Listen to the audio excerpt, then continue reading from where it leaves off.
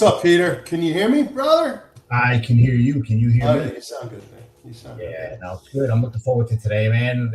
Rough week for me, man. I got some word Friday from a gentleman that I worked with for many, many years. I don't know I know you knew about the sex money murder case. One of the guys that worked me on was a guy named John Normile.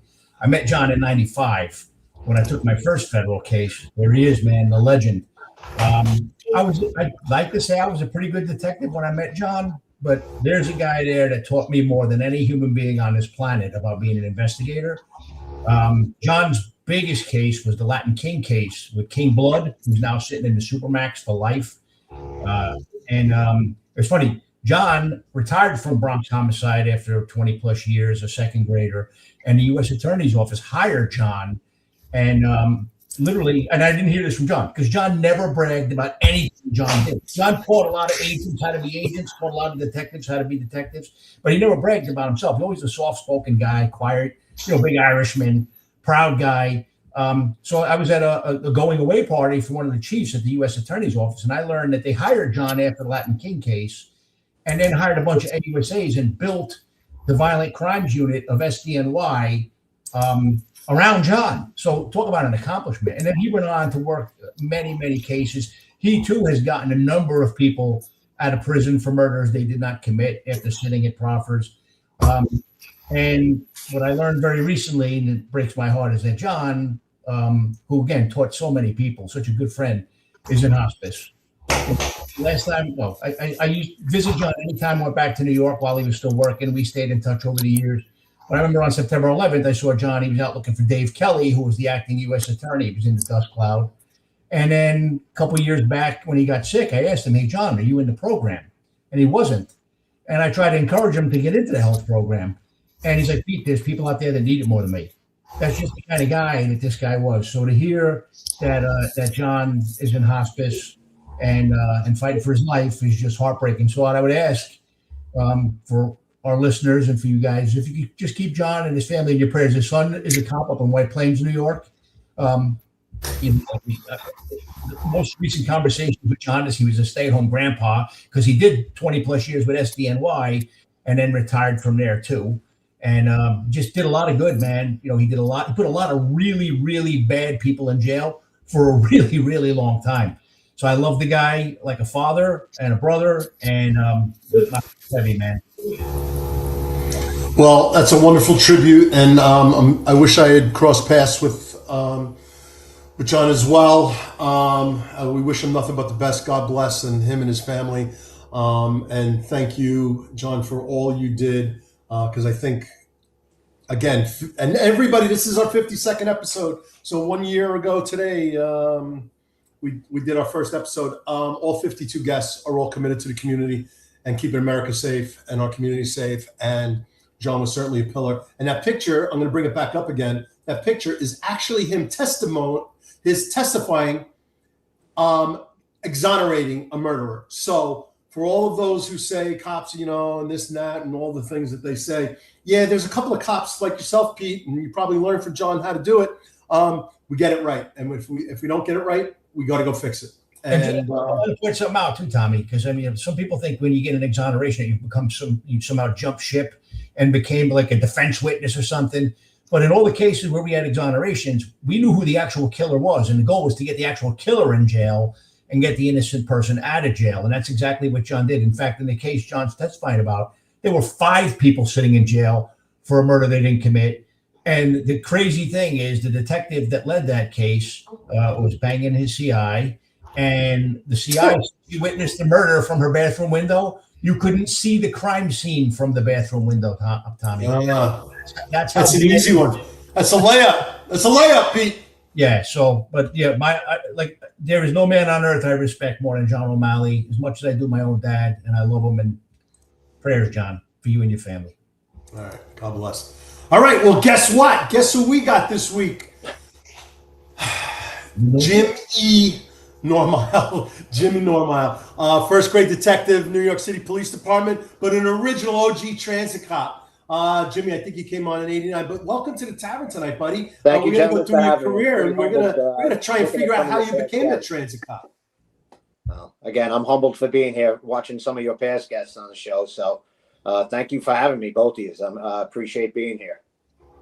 Yeah, so what we figured out is like we kind of started the podcast, and like I said, everybody, this is week 52 episodes every week, every Tuesday. Either Pete missed it or I missed it and someone filled in for us, but we 52 straight episodes every Tuesday. None of this stuff like, we can't do it Wednesday, we'll do it Thursday or anything like that. Every Tuesday, no Wednesday, Thursday, substitute days, none of that shit. Okay, Ron? So anyway, no, executive perspective, I did a little tease on them. They're going to be doing it tomorrow. So, but anyway, yeah, we thought they were interviews, but it turns out that they're oral histories on everyone's careers, and they have meaning to their families and meaning to their friends and meaning to the job and the history of the job. So it's kind of like you think you're starting with one thing and it turns out to be something else. So I know I can speak for Pete, and I'll let speak for it again. And especially with you, Jimmy, coming on when we're going to talk about your dad. And am I correct? Is this your father watching right now? No, that's my son. Oh, your son. Hello from work, Dad. Okay. He's working a 4 to 12 and a 7-5, so he should have his head up. No, he's on a personal. It's on a personal.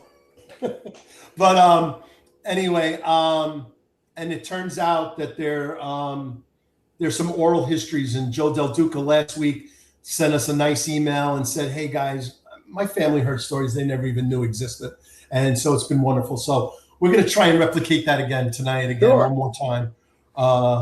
Again. So with that, as we all know, this is the tavern. So Pete, you are like, this is like 4 weeks in a row, buddy. I'm consistent, Tommy. If nothing else, I'm consistent. Yeah, so Pete's going tequila tonight. I'm going Responder bourbon.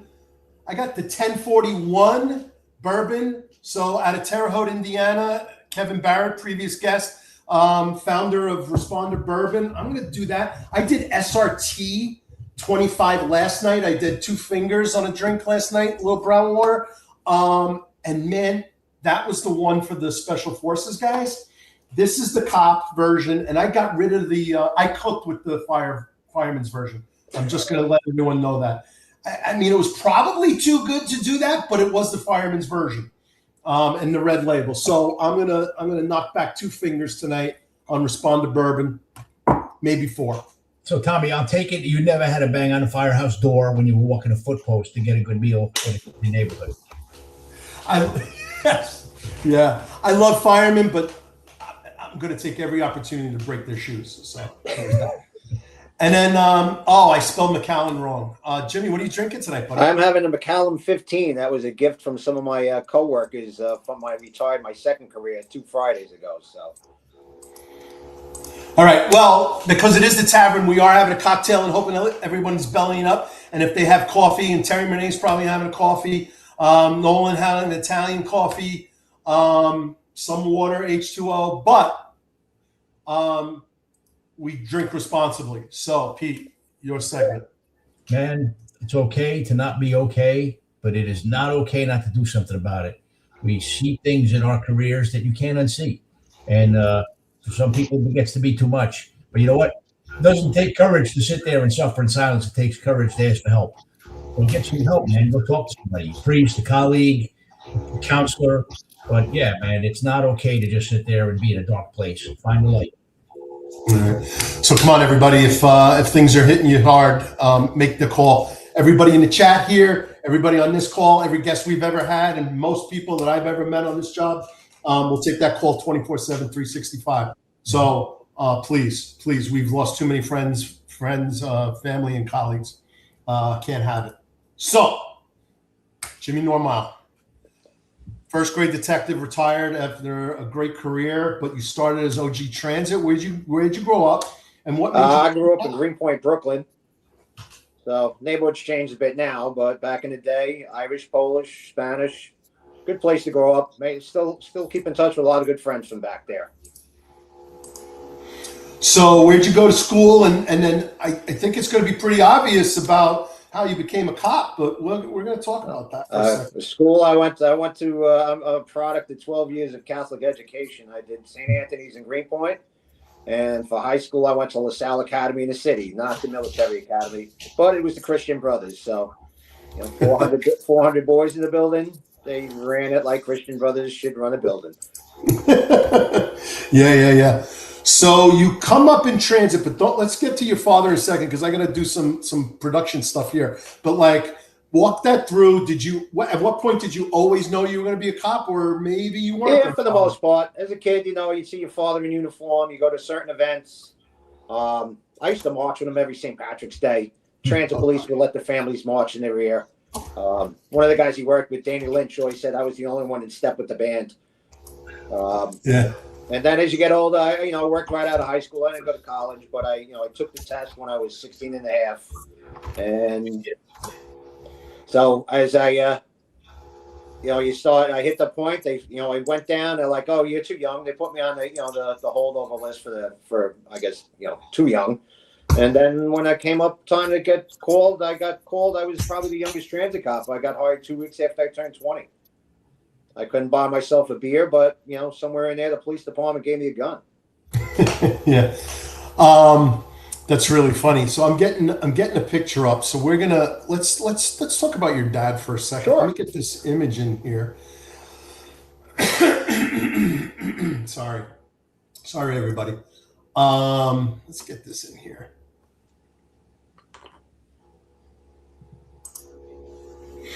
So why don't you tell us a little bit about your dad and where he worked? I never crossed paths with him in transit when I came on in '86, but I did hear stories and I knew the name for sure. That's me the day I got sworn in. Say that again? This is the day you got sworn in. Go.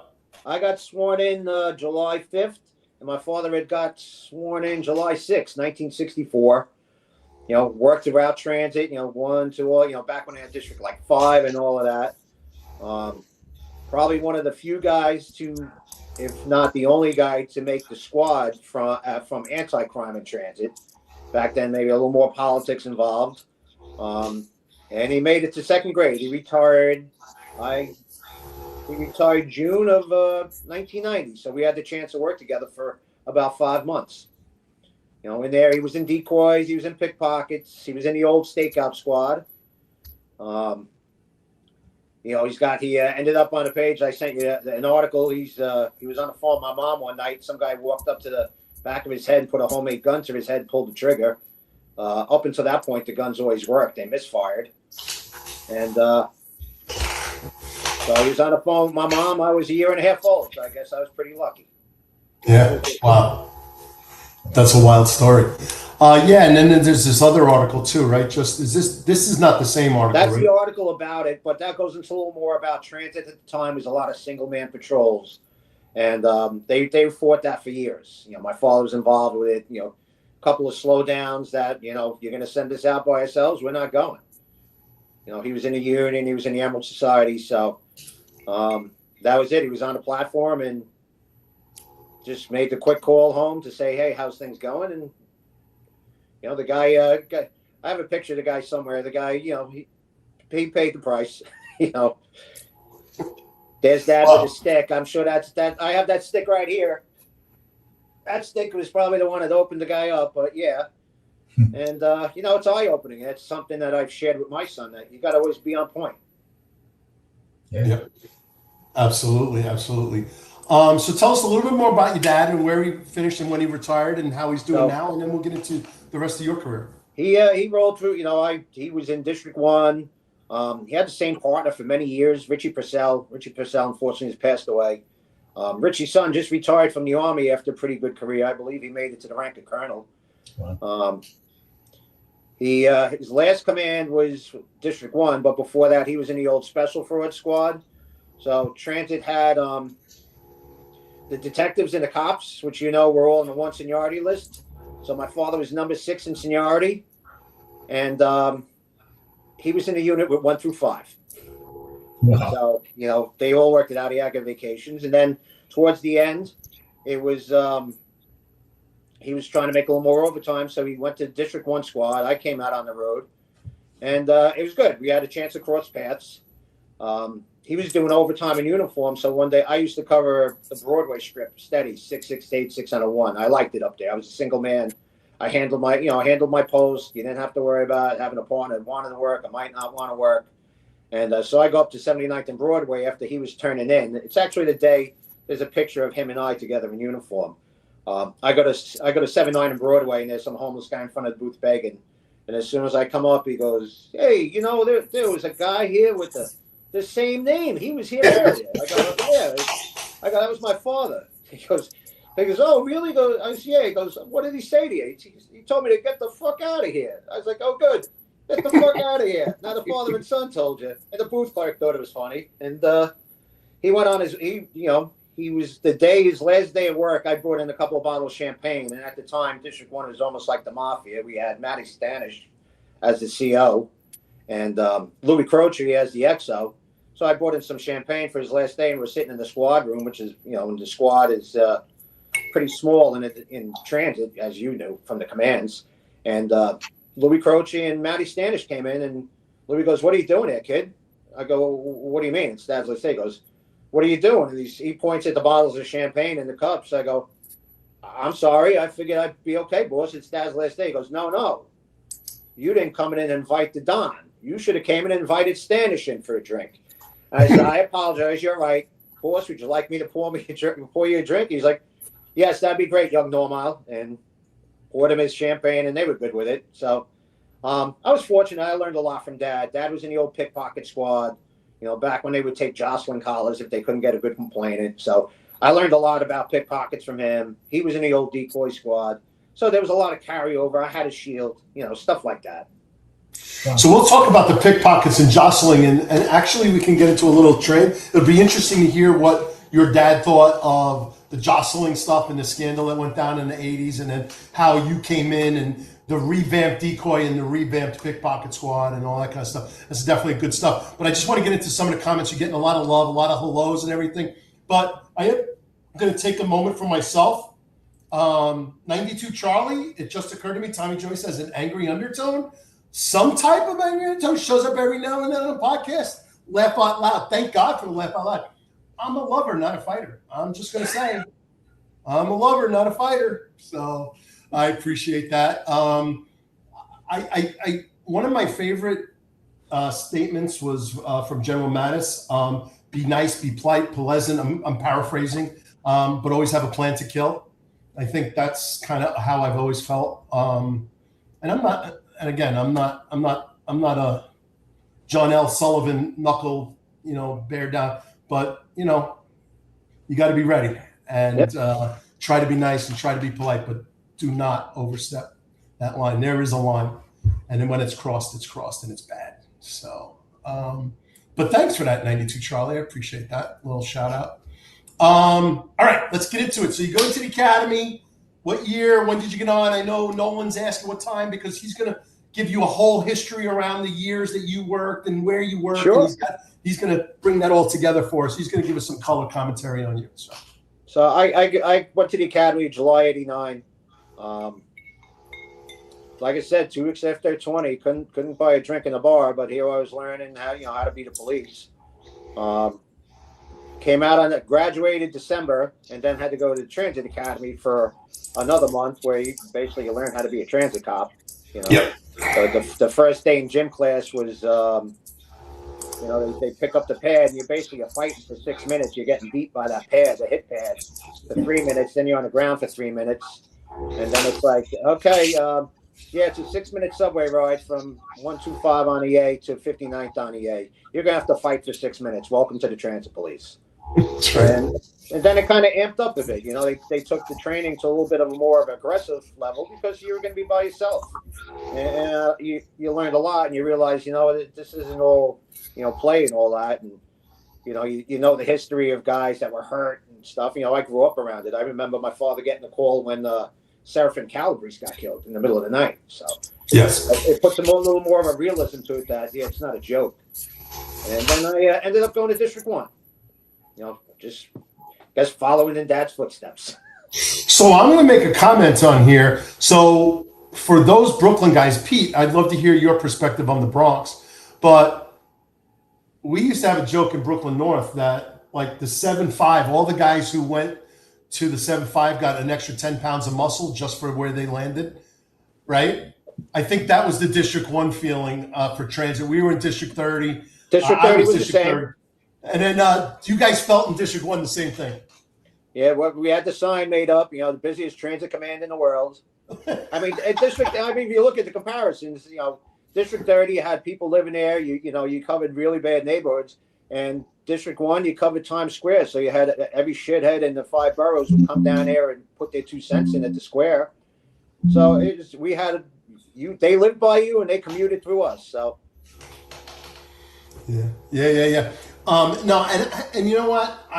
When I was TPF, I loved going through Manhattan. I would be in Midtown and Times Square, and I would meet my Bronx compatriots at Times Square, and then they'd go their way, and I'd go my way, and I'd be in the ass end of Brooklyn or the ass end of Rockaway.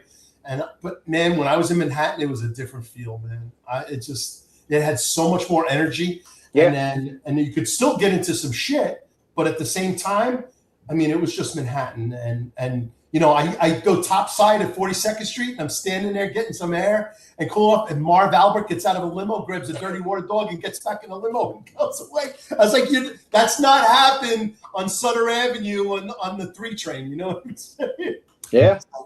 That's like John Madden used to park his Madden cruiser upstairs from District 1 in the spot because he stayed in the hotel. And, how often, John Madden wasn't parking his bus upstairs from District 30, but there he was. And, you looked out for the driver and they took care of you. For real. So you do patrol District 1. Walk us through, what you're doing, and then, what assignments, and then when you eventually go over to the Pickpocket. Well, your first special assignment after. So my class was the one, half of us went to TPF and half went to the same commands, but you went to the rotating chart, whatever tour you got. I guess I could say I was fortunate enough. I ended up doing 4 to 12s. Now and then you jump on the TPF overtime, but you'd see the TPF guys, they were always a solid group. You still see them on Facebook today, getting together. Did patrol District 1. After a bit, they started a station manager program where they had like one guy overseeing everyone in the subways, and as a pilot program, they wanted to put a steady cop there. So Matty Stanish asked if I would be willing to do it, and I said, well, on the weekends, could I at least get the car, since I'm going to be up on the hottest post in the summer, and it was busy. You'd have 5 or 6 jobs at least a night, all turnstile shit, jamming turnstiles, and I said, sure, and I loved it. I went up there by 2 or 3 months, and everyone realized I like to walk around and show my face. There was no more reports. The booth clerks never called. They knew I was going to pop on post. I was a walker. The homeless guys knew to be on my good side because I take it out on them. So they would come down, like if they saw guys saying 66th Street had an underpass from the northbound to the southbound, you'd get a robbery there. If the homeless guys saw kids hanging out under there, they'd come find me and say, Mr. Jim, they're under the underpass again. So, you come down, at the very least, you prevented it. So I enjoyed the post. And then I got offered a spot from Eddie King to go into anti-crime. So I ended up in anti-crime, working for Eddie King, good boss. I don't know if you knew Eddie, but I did. I knew him. Yep. Playing cops and robbers. I had a steady partner guy, Mark Davis. And it was funny, we were going out, and it was either grabbing a couple of pieces a day or a collar, whichever. Anytime I go out and make a really good collar, like a nice robbery collar, it always seemed that Mark Davis was out. Took the day off. He had a family event. He was out sick. But Eddie put a little trust in me that, like, if there was a condition, he knew I was a hunter, and I would sit there. I could sit there for months and just go there until you finally, someone hooked that line and you got him. So I enjoyed that. I did, I sat in the rafters at 6th and Lex for about 3 months for a robbery pattern, and sure as shit, we ended up grabbing the guy. And there was a guy I had stopped at the start of the pattern for a knife, and it was deemed that there was no reason to run a lineup because the complainant couldn't identify the knife. They went into the show up with a knife or a photo array with the knife. So, no. Yep. That's hilarious. The person has passed away, the detective, but a couple of months later, we spot the same guy on the station, and Eddie and one of the guys, we spot a guy on the station, and Eddie and another guy, Bobby Redgrave, stop him. And Eddie comes back and he goes, I go, what was his name? He goes, that's David Simmons. I go, yeah, he lives at 2086 Vice Avenue in the Bronx. And Eddie goes, how do you know that? I says, that's the guy I locked up with the knife. So sure enough, the next day they ran a proper lineup and they got like 4 or 5 hits off him, and that put an end to that. But after that, I saw, you wanted to move on. My goal was to become a detective. I wanted to be like that. So they were looking for bodies to start up a pickpocket, sex abuse squad in transit. I put in for it to go to task force. And so what year is this, Jimmy? Charlie Irving in task force, and ended up getting trained how to do pickpockets. So what year is this pickpocket sex offender? Well, I go to pickpockets in probably late '93. Okay, so tell me. After Christmas, I'm street hunting too. So tell me who is running the training, and then I want to talk about, because I think it's a good historical lesson. Like, you probably have some of the previous pickpockets and the previous decoy squads, and how the scandal hit in the 80s, and then how they had to revamp everything. Took about 4 or 5 years, and that's why 93, 94 makes sense to me on what was happening there, because, pickpockets are a fascinating skill set. And I don't know who your favorite pickpocket detective is, but I'll tell you who I thought was the best. But I want to hear yours first. But walk us through that training. My favorite detective, I've got my father, but well, of course. But once you worked with him, I ended up working for under Charlie Irving. I worked for Liz Mahaney, and the sergeant's first name is Michael. You might know him because he had the nickname Sparky. Oh yeah. I worked with Sparky, and I got broken into pickpockets by a couple of guys. Joe Fahey, Kenny Leidner. Kenny passed away, unfortunately. Steve DeSalvo, who I worked with in District 1. Passed away from 9/11 cancer. And, he was partners with Randy Stover. Yes. In there, right? Yes. So, they would bring us out, and you just learn there's a lot of patience. You learn, you learn again. Your goal is in a plainclothes team, you try to keep an eye on each other, but trying to work a rush hour, you says, all right, if we got separated, here's where we're going to meet. And after 20 minutes or so, if we don't hook up, then you're going to get on the phone and make those calls. So learned a lot of patience. One of the first things I learned, I was playing a guy there, and I change it up every day. I kind of look like a soft clothes businessman. I carried a little bag with me, and then I carried glasses in there. I wore a yarmulke, whatever you could do to blend in. I ended up on some guy, and his partner was able to shift in behind me. So you move a little bit, you can't move far, and I felt a poke in the back. And he saw I had a vest, and then I disappeared. So in hindsight, probably not the best thing, but no more back panels, so that I could avoid that. And it was a good craft to learn. I had a lot of insight from my dad. I'll take a step forward before decoys. After the merge, I ended up doing pickpockets again at task force for Mo Duran, and still working for Mike. And we started training PD guys how to do it. Now, we're one big happy family.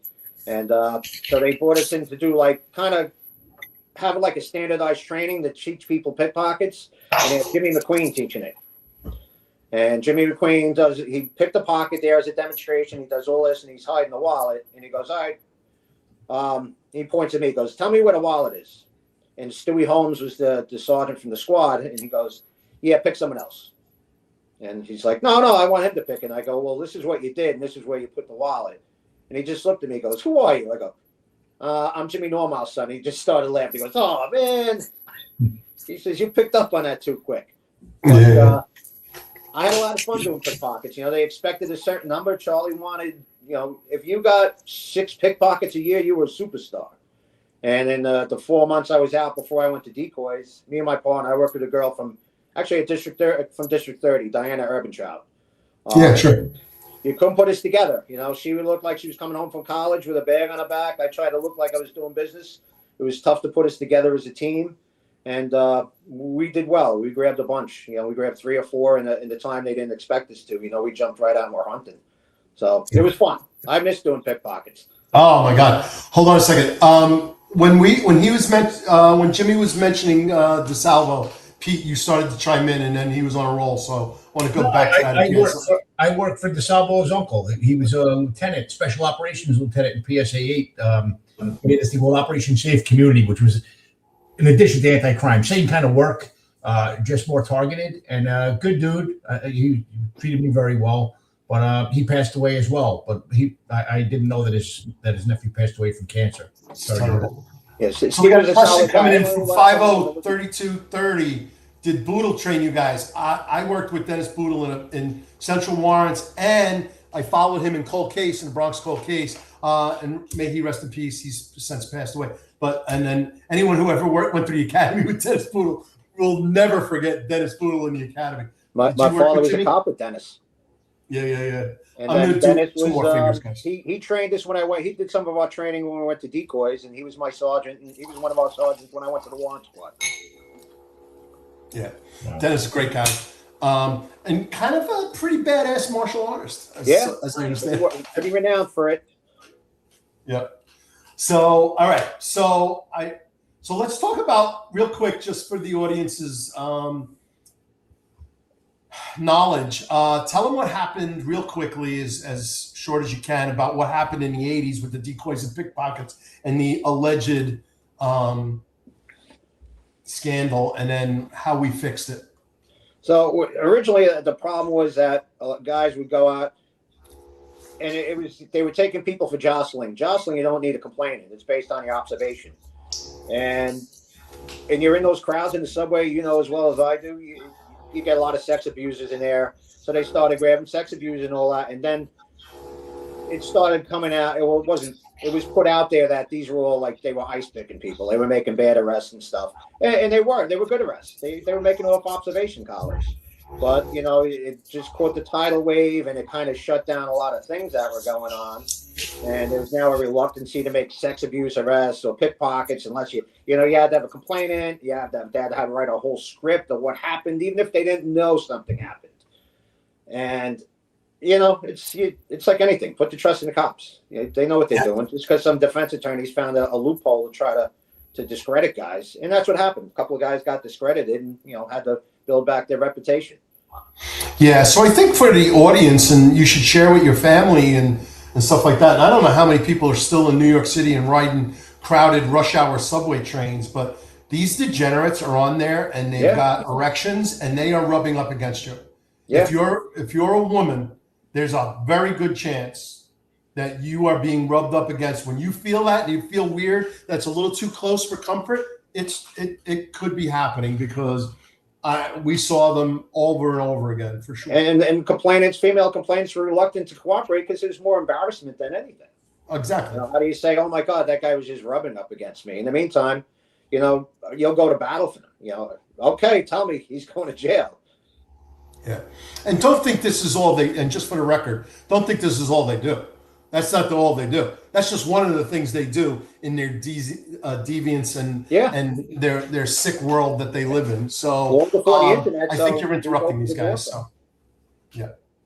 All right, just a little PSA right there. All right, masturbation collars and Detective Nolan. Of course, he knows Dennis Boodle. Of course. So anyway, so you're in pickpockets. Lothel Crawford was my guy. Yes, Dad worked with Lothel, the whole group of them. As a kid, I met them because they all turned out of District 1, and my father would take me to the city on certain days, and but these are the guys you looked up to. These are the guys that were the titans of police work. Yeah. So when we went topside at especially Manhattan, only Manhattan really, especially going from like 34th Street 6, 34th 7th, 34th and 8th, especially that corridor. And the kids are going topside down, up and down, looking for marks and everything. Mark is a victim, everybody. Lothel Crawford was the guy, because I was a young plainclothes cop. He taught me, don't watch them. Don't look at them. They're going to pick you. You look in the pane glass windows and you watch the reflection. And I was like, holy shit, that is so freaking brilliant. It's like looking in the store like I'm window shopping, but I'm actually watching the perps across the street. Yeah. What a great tip. And I'll never forget that. So thank you, Lothel Crawford. Nod to you, one of the best pickpocket guys in the New York City Transit Police history. So if you're out there, Lothel, or if anybody is listening who knows Lothel, please let him know we gave him a shout out. So he's a great guy. Go ahead. So let's go. Pickpockets into decoys. Then I took the interview, go to decoy squad. I got a mutual friend, I guess, was one of my interviewers, Lieutenant Cornicello. Johnny Did my C. interview there. Ended up getting transferred from pickpockets to decoys, in a whole nother world. You know, the decoy program, like you said, because of times changed. There was some allegations raised against the original decoy teams. You know, that they were ice picking people, or setting people up, telling people to take the train, take the chain. You know, I'll keep an eye out, take the chain. All of it untrue. And then, so when we started, we basically had other than the decoy business attire, so we looked like detectives. It was a stepping stone into the career. It was the career path to go into the detective bureau. And basically, how was it described? I put myself in a vulnerable position, to pretending I was a sick or intoxicated passenger in the event that I would be the victim as opposed to a normal passenger. And that was my opening line when you testified, or at the grand jury. And you know, scary. You know, I went there. You hear stories of. I apologize, the name's going to escape me, but one of the guys on one of the teams was somewhere, and a guy walked up and put a gun to his head. And his two buddies stepped off. They ice picked them, pulled him in a room, told him to keep quiet. He takes all the chains and he walks off, and they jump him. Obviously, they jump him hard because he's got a gun. But when they go and look at the gun later, there's a hit on the primer. Wow. So they don't know if he tried to smoke him in the subway, or, you know, whatever happened in the past. But the first time I decoyed at New Lots Avenue on the L train in Brooklyn. Yeah. And here's me wearing my cheesy, you know, my black turtleneck, so my gold chain shining, and I'm on an exposed stairway on the east side of it. The van's laid up in the bushes. The guy who's going to be arresting officer was the guy who came from District 2, Derek Quick. And I hear someone like walk past me on the street, and I could hear Derek. You know, now you're so focused in, you could hear him from the van saying, you know, he's putting out the description. He goes, and this guy's fucking big. And right around the same time, some guy's like, hey, you know, you shouldn't be here. You're going to get robbed. Let me get you down to the booth or up to the train. And I'm like fighting with him. And I'm like, where is someone coming to move this guy? But I now realize here comes the perp around. So they just let it play out. And the prep, he says, no, this is my friend. I'm just trying to help. And the prep goes, do yourself a favor. Get the fuck out of here. So the guy walked away. And then the guy starts, change, goes through my pockets. I carried a pack of tokens, bracelets, watches. And as soon as he stepped around the corner, they yoked him up. They lock him up. And it turns out he had just got released from prison 12 hours before. Shock. So, and that's what we were there for. I mean, I got robbed at Broadway, Nassau one day. Grand larceny, not robbed. And some girl came along, and same thing. She took all my stuff. She was yelling and hollering. And when they grab her up, you know, we always took a statement. That was part of it, being part of the detective bureau. We always tried to get a statement, have them, they admitted they did it. And she told them that she had met me upstairs in the bar and that we had sex, and I told her I was going to pay her for it. And since I didn't, she took all my change as payment. Like, okay, write it down. That's great. Go on in. We're going to take that to court. And that's most decoy cases had a 97% conviction case because they were solid. And that's how you learn to do your follow-ups. You learn to do your fives. You learn to do interviews. I became good at sketching train stations because, you know, you never worked there, you drew a sketch so everyone knew where everyone was. And you know what? If I could go back to decoying today, I would, because it was fun. We had a good group of guys. We had a nice mix. I worked with Pete Tarsnane, I know Pete. Patty Salmon. You know, we had a good crew, and it was fun, and we had a blast doing it. All right, so two things. So Patty Salmon used to he used to put the name tags on his. He said little stickers like, my name is Biff, and all that kind of stuff. And that's what we were doing. We started doing that. Hilarious. Like you were coming from a party. You know, which chief we were going to wear? I wore it one day. Hello, my name is Bill B, because Bill Bratton was a chief. It was hilarious. But Tarsnane, Pete, and then I was going to ask you a question about, like, this is a very unique transit situation with the pickpockets especially, but there are street pickpockets. And then with the decoys, is there anything besides property crimes in housing with burglaries that are specifically housing, Pete? And then talk about Tarsnane. You had a comment about Tarsnane. Oh, no, Pete Tarsnane was actually the 4-1 precinct detective that caught the Donald Pagani homicide that we spoke about here with Jimmy Motto and Chris Feistel. So yeah, I know Pete from his time, because after that they brought him over to Bronx Homicide. But no, I mean housing. We had a lot of robberies. You know, we had a lot of assault, a lot of drug use in the stairwells. I mean, pretty much anything that happened in the street happened in the projects. And it depends on where you work too. Like for example, Alfred E. Smith houses down in the 5th Precinct over there. You'd have a lot of Asians that lived there, and what happened is that a lot of African American kids from the nearby community would come in and rob them because they knew the Chinese people couldn't speak English and couldn't get a description out to the responding officers in time to, so that they can get rounded up. So you had different things, and then look, there were also some housing projects where nothing really happened. Like the 4-9 precinct was quiet. You had Pelham Parkway houses. Up in the 5-0, you had Marble Hill was somewhat quiet, although there was a building nearby that was a lot of drug use there. So it hit or miss, just like probably many transit stations were, And I'd say too, to even try to decoy in a housing project in the stairway, it'd be, I think tactically and planning wise, it'd be a nightmare because you're just kind of putting a guy in the stair and you can't really maintain eyes on unless you're like painted into the wall, Yeah. There's Well, no the other place thing, for good observation and where your robberies would be happening. yeah, but even in some of the projects where we would try to do RICO cases later on, you couldn't send in narcotics to do undercover buys because they had their own contained market. So yeah, decoy, they would know this person's not from here. Probably it may make them more appealing, but yeah, how do you put a backup team in there? But for like some of the routine stuff we did, it was problematic because I'm not selling to that guy. I don't know him. I got plenty of people that I don't live in these buildings that I could sell to. So yeah, different challenges, different departments, different precincts. Everything's different, right? Which made our job interesting. Yeah. Figure it out. Yep. So give us some good another decoy. Man, I had more fun in decoys than I loved the 7-9, 1,856 days. I was fascinated by cold case, especially with the DNA work and stuff like that. But I had more fun in decoys than I had in any other. I had fun for all 21 years, 20 plus, almost 21. But man, the decoys was just what. And I was not a good decoy. I was too big, wasn't robbed. Not good. They did not like going out with me and be decoy. I had to just stop doing it because no one would fuck with me, But yeah. So you had to wear decoy stories, and then we'll move. Yeah. I think it was the name tag. Hello, my name is. I didn't have the technique, I know who I worked with in decoys was Kenny Sanzel. Did you remember Kenny Sanzel? I didn't work with Kenny. I worked with Kenny Lewis, Jose Ramirez, Carolyn Shabunya. Yeah, Shabunya. Squad sergeant was Jesus Christ, Bobby Gates. Bobby Gates, good man. We had a good crew. I worked with.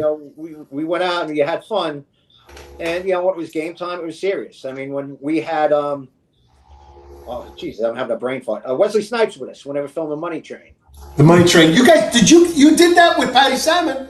Those guys. Had Wesley Snipes, with Woody Harrelson and Wesley Snipes. Yeah. Took them out to I forget an elevated stop in Brooklyn. It was like 20 below. I was up on a platform with Carolyn Shabunya. We were on the end of the platform, and it was freezing. And I had this big. I had my father who got it years ago and gave it to me. I looked like the Michelin Man in this coat, and the two of us just hung it up like I got the coat wrapped around us just so we could try to keep warm. Listening to the headphones, and we were doing our best to get hit. That's why we went there. We figured let's go out to East New York. It'll work. But even the perps weren't out that night. It was so cold. But we had a lot of fun with Wesley. It was right after he had that problem with his motorcycle. He got pulled over doing like 1,000 miles an hour, and Derek Lewis was a motorcycle guy. And he goes, "Hey, not there. Derek Quick was a motorcycle guy." And he goes, "Hey, Wesley, can I ask you a question?" He's like, "Yeah, what's that?" He goes, "How's that motorcycle thing working out for you?" And he's like, "Oh man, you have to go there." Yeah, that's hilarious. So the reason I name dropped Kenny Sanzel because I'm not friends with him and everybody, so it's not like I'm connected. But he wound up. I always felt he was very uncomfortable being a transit cop, and being a cop. And I thought he was. I don't want to say liberal because he was liberal, but I think I'm socially liberal as well.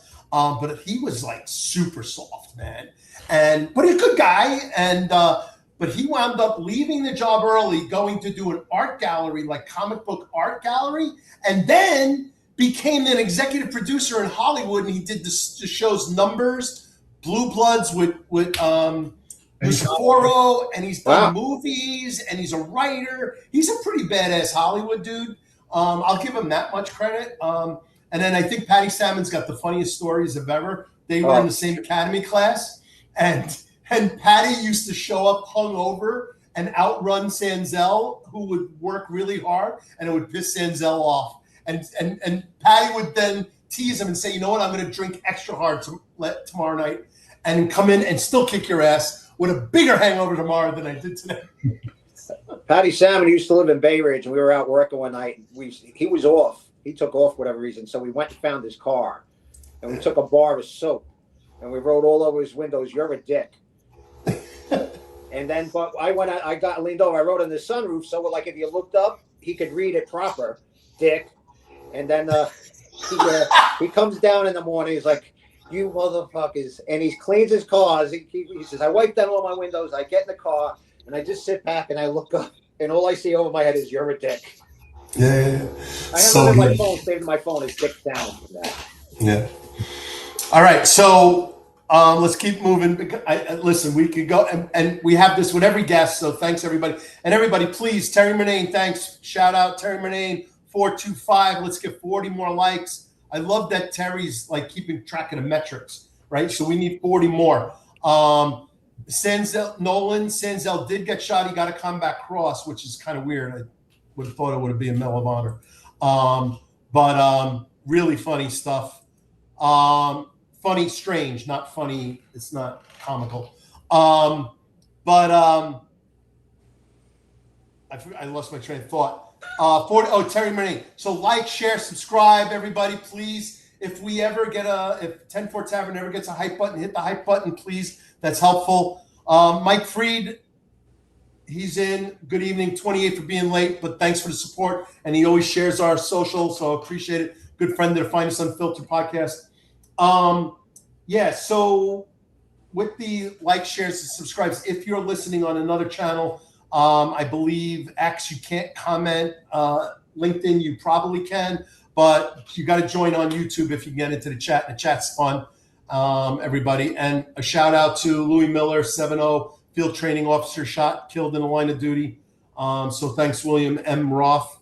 Appreciate that. Okay, so transitioning, Jimmy, from transit.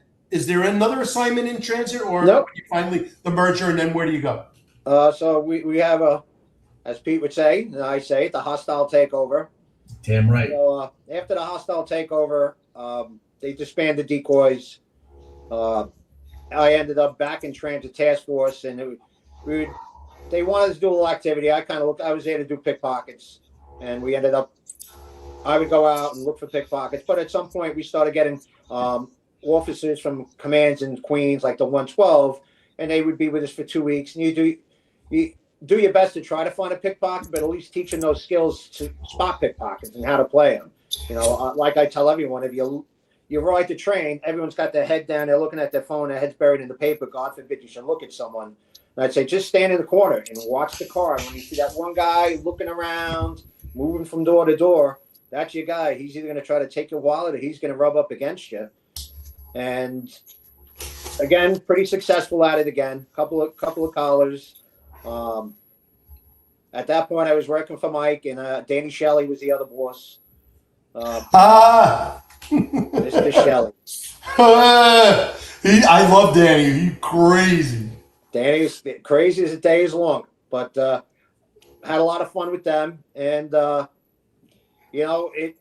we ended up soon to try to get our career path time back and get back in the career path because we were all removed from it as transit cops, and started putting in to go to career path units, and then was fortunate enough to get picked up to go to the warrant squad. Went down there, and from what I heard, there was two gentlemen wanted me. Jimmy O'Neill was the CEO of Bronx Warrant at the time. Yeah.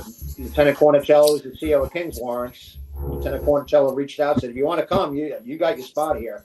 And I always respected Lieutenant Cornicello. I learned a lot from him over the time. So I was living in Brooklyn at the time too, so it was a no-brainer. I ended up going to King's Warrants, and same thing. I loved it. I was used to riding the train. now I'm out in the car. I ended up with a pretty solid partner, this guy, Pete Forcelli. Pete, God rest his soul. He passed away from 9/11 cancer. But he was in the street crime before they expanded it. And I learned so much from him, So you were going out and, you knocked on your doors. And if we didn't get any bodies knocking at doors, we started doing police work. We were stopping people in the street, jumping cars. And, the number was 8 a month and you gave them it every other month. Yeah. So I'm going to do a shout out. Doug Zapart, good friend, back in the day. It may have been hostile, but it's opened many doors for my career. As it did for me. So yeah, it's funny. But Doug, good to see you out there. I think you're in PA right now. So, he's homesteading, I think. So I hope I got that right. Anyway, yeah. So John brings you over to warrants. And John was great. He was a good leader. He's a good boss. He's a good leader. That's a better. Half the battle, man. That's half the battle. Yeah. And for me, I looked at that. I guess it's a biased opinion because you work there. But for me, you learn to talk to people there. You learn to talk to perps more so because now you got someone stuck in the back seat. Court's closed for 2 hours, and what do? You have nothing to do but sit and talk to perps. And you built those relationships, and a lot of those carried over to when I was a detective in the 6-0 because I covered the 6-0, and they remembered that respect you gave them. It was the day before Christmas. You let them stay home. I'll see you on the 2nd of January. Don't go outside. Don't get locked up, and they always remembered that. Mm-hmm. Yeah. So how long did you do in warrants? I did 3 years in warrants. Oh, okay. I covered originally I covered the 9-4, which kind of sucked because I lived there. The 9-4, the 9-0, the 8-3, and the 8-8. So any 9-4 cases, I would punt to my partner. And then I ended up in the team covering the 6-0, 6-1, 6-3, and the 6-7. Yeah. So maybe I don't remember. Where did you get promoted to detective? From the warrant squad. Okay, from the warrant squad. So it's after. So you were never a transit detective? No, I wasn't. Can't say I was. I wear my father's transit detective shield in my band uniform. I keep that going. But no, I wasn't a transit detective. Just go to United Insignia and have one made. Fuck it. I have one. I have it downstairs. I have my father's shield number, 945. Yeah. So the day that my 18-month program and decoy squad, I got promoted to sergeant the same day the crew that I went into the career path got promoted to detective, and so I was in the white shield doing it like you said, and I agree with you 1,000%, Jimmy, about learning how to document your work in the decoy squad and typing up tight paperwork and everything, and it was great for education and documentation experience, but I never had a detective shield, and I always felt I missed that. And the other thing that I have, when you guys quote the hostile takeover, I was 9 years and change with transit, and I had 10 and like 1 month, as an NYPD cop. It was like I could never have more time as a transit cop than an NYPD cop because of the time. And those two things like irk me and piss me off. And even though they mean nothing, as a transit cop and Pete, as you as a housing cop, they mean everything because it's like that's your DNA. Yeah. And I'm very grateful to the NYPD, and I love them very much. And they gave me opportunities I never would have had in transit. But I'm still a black patch guy. You know what I mean? So same here, man. I learned my values as a cop, as a housing cop. Yeah. Yeah, for sure. All right, so you're in the warrant squad. You make detective, 3 years. What makes you go to the 6-0 squad? It goes back to what we talked about earlier on. You want to be a detective like your dad, but you want to be a squad detective. Not a lot of people might not strive for that. That's what I wanted, and I just put in the transfer to go to the detective squad, and Joe Calabrese was the trustee for the borough. Solid guy, always missed. Joe's been taken from us as well. Joe Calabrese approached me, goes, there's a guy in the 6-0, he's looking to do it mutually, he just has to get out of there. He doesn't want to do squad work no more. I was like, I'm in. And it just sat on Kelly's desk for about 6 months. So basically someone said, the guy in the 6-0, he's going to have an issue. He's really stressed about this, so maybe we should do this. So Joe Calabrese got it moved along, and then in probably June or July of '99, I got transferred to the 60 squad. They offered me the Ram, knowing I was commuting, but I wanted to be a squad detective. I went in the squad. The turnaround worked out better, and fortunately for me, I ended up with some good teachers there. I ended up with Tommy Capiello was my partner, old school transit detective. 3 housing guys: Frank Saccone, Tommy Burns, Jose Estacio were my team. Learned from them, and I was surrounded by a good core group of senior guys that knew their business. And I was fortunate enough that they taught you how to be a good detective. A squad detective. There's different. You could be a detective driving the chief all day, but if you threw him in a squad, you couldn't find your shoe. So I learned a lot from them. I learned how to investigate cases. I took my computer skills from the warrant squad over, so I fit right in. They're like, "Hey Jim, can you find this for us?" And that's when you only have two computers in the office, so you want to get on and off quick. And I knew a lot of the people in the community already. I knew the perps, and then I forged relationships with the people in the community from just being that guy out there at scenes, talking to people. To me, as a squad detective, one of the most important things was canvassing, because you might not get something then, but all those people's in the building remembered if you came and you were decent to them and you handed them a card and said, "You have a problem, you call me," and they would call. Yeah. You nailed it, man. And you don't just canvass the day of. You go back again. I agree. Listen to that man right there. Yeah. There's a reason why there's an acronym. I'm not going to do it now because I have to spell it out, but get off your ass and knock on doors. Yeah. GYO, whatever, D, whatever. But there's an acronym that they used to put on the wall, the letters, and everyone used to say, "What the hell does that say?" GY, whatever. Get off your ass and knock on doors. I'm going to do a shout out. Tony Vigiani would never come on any show, not this show, not Bobby Boyce's show, New York Homicide.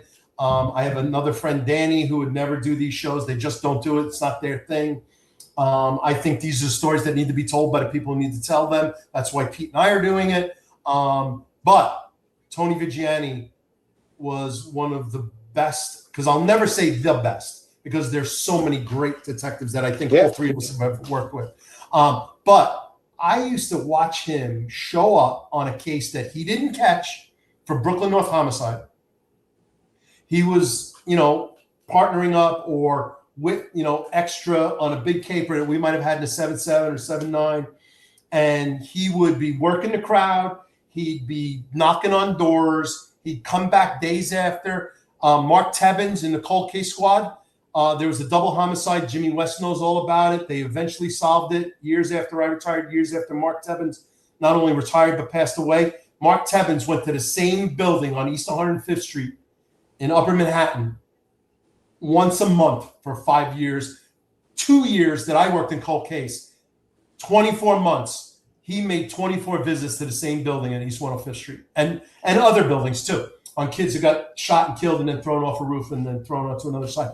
And like what I know, what you're saying about canvassing, it is the worst. It's the least glamorous, but it is the moneymaker. And I used to get fucking pissed off when I heard there was some tip that came in. Oh, 2 years later, 3 years later. Oh, you got lucky. Jimmy, you got lucky. Pete, you got lucky. That tip came in and we solved this case. No, that's because you fucking canvassed 100 fucking times in the same building.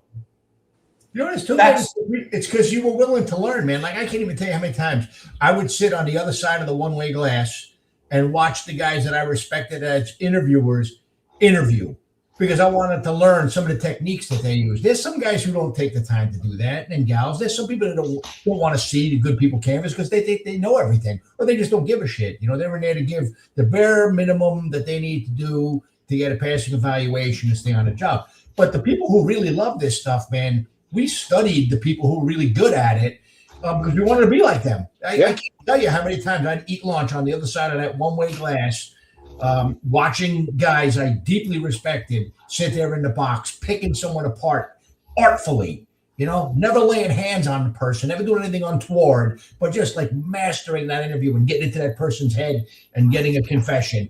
I mean, it was magic. It's an art. Yeah. Yep. Hold on, guys. So Terry Manane acknowledging my little rant, and 92 Charlie and my little angry streak. I appreciate that. However, in the green room, we were talking about Buddy Murnane again. So it's like the third or fourth time in 52 weeks that Buddy Murnane's come up, because I think Pete, you say we all tend to find each other somehow. So why don't you guys share a little Buddy Murnane story while I do the Ten-Four Tavern bio break? Because it is what it is, and it is the tavern. No, man, Buddy Murnane was one of the first people I met when I went into the Detective Bureau in housing as a White Shield. He was one of the instructors because he was one of the best detectives the housing police had. Him and this guy, Tony DeRita. Those were guys that you would sit on the other side of the one-way glass and watch do interviews. Yeah. They just unbelievable. My first dealings with Buddy were in the warrant squad. He had called looking for guys. He had a list of people for a major case pattern. And he asked them, my boss came, Jim, and there were guys from the 9-4. And I actually knew a couple of them. I would see them in bars, and yeah, give it to us. And we were driving around one night. We spotted one in the car. It was someone I didn't know. We called it just to be sure. We didn't know it was in a car. And we had another car from the warrant squad come and jumped him. And he had an I-card for a burglary. And now I called Buddy. He's like, hey, Buddy, you got your other guy. And he's like, yeah, bring him on in. Yeah. And at one point, Buddy, you started to learn a lot from Buddy, because when Ralphie Doles got killed, Buddy would call us and see if we could find people. And I was still in the warrant squad at the time, and I grabbed up some guy. He got a little smart with us in the car. And when he was straightened out, we gained a little respect. He was an off-the-boat Russian guy. And he turned around. He says, I might have some information about that police officer that was killed. So I called Buddy, and Buddy's like, bring him on in. And at one point, Buddy tried to detach me and my partner from the warrant squad to come work for him, just doing warrants. And he goes, my goal, you guys are go-getters, and that's who I want working for me. My goal is to keep detaching you, so eventually they forgot about you and transfer you to warrant, and you come work for me. Yeah. And, Buddy was that guy. Years later, you're in a squad, you're in homicide, he'd go out and do his own work, and he'd be dropping pay for it. Oh, I did a 5 on this. I did a 5 on that. Like, yeah. Buddy, you're the boss. Tell me, I'll do it. No, it's okay. I'll do it. In housing, we had only one specialty squad in our detective bureau, and that was the homicide major case. And they had a Brooklyn, Queens, Staten Island, and then they had Bronx, Manhattan. And Buddy Murnane ran the Brooklyn one, and John Cutter ran the Manhattan Bronx for a while. And man, we were just blessed to have two great leaders leading all the specialty squads in the bureau. Everybody else was just regular, plain old PSA detectives, like precinct squad. So, yeah. Buddy was that guy that knew someone anywhere. I had a friend of mine he's a Nassau County detective. He goes, hey, Jimmy, do you know anyone in Jersey? He was trying to follow up on some stolen coins or something. And I says, I don't, but I'm going to put you in touch with a guy who does. And I gave him Buddy's number. And I called Buddy. I says, hey, Buddy, this guy Jimmy's going to call you. He's a Nassau County detective, solid guy, good friend of mine. And Jimmy called him back. Goes, my God, that guy's incredible. He said he chatted a couple minutes about you, asked me what I needed, gave me a number. I called the guy 5 minutes later. The guy goes, yeah, Buddy just called me, told me to expect your call. What do you need? And he goes, hey, guys, sure enough, he tracked out a bunch of stolen, valuable coins for me. Yeah. And that was Buddy.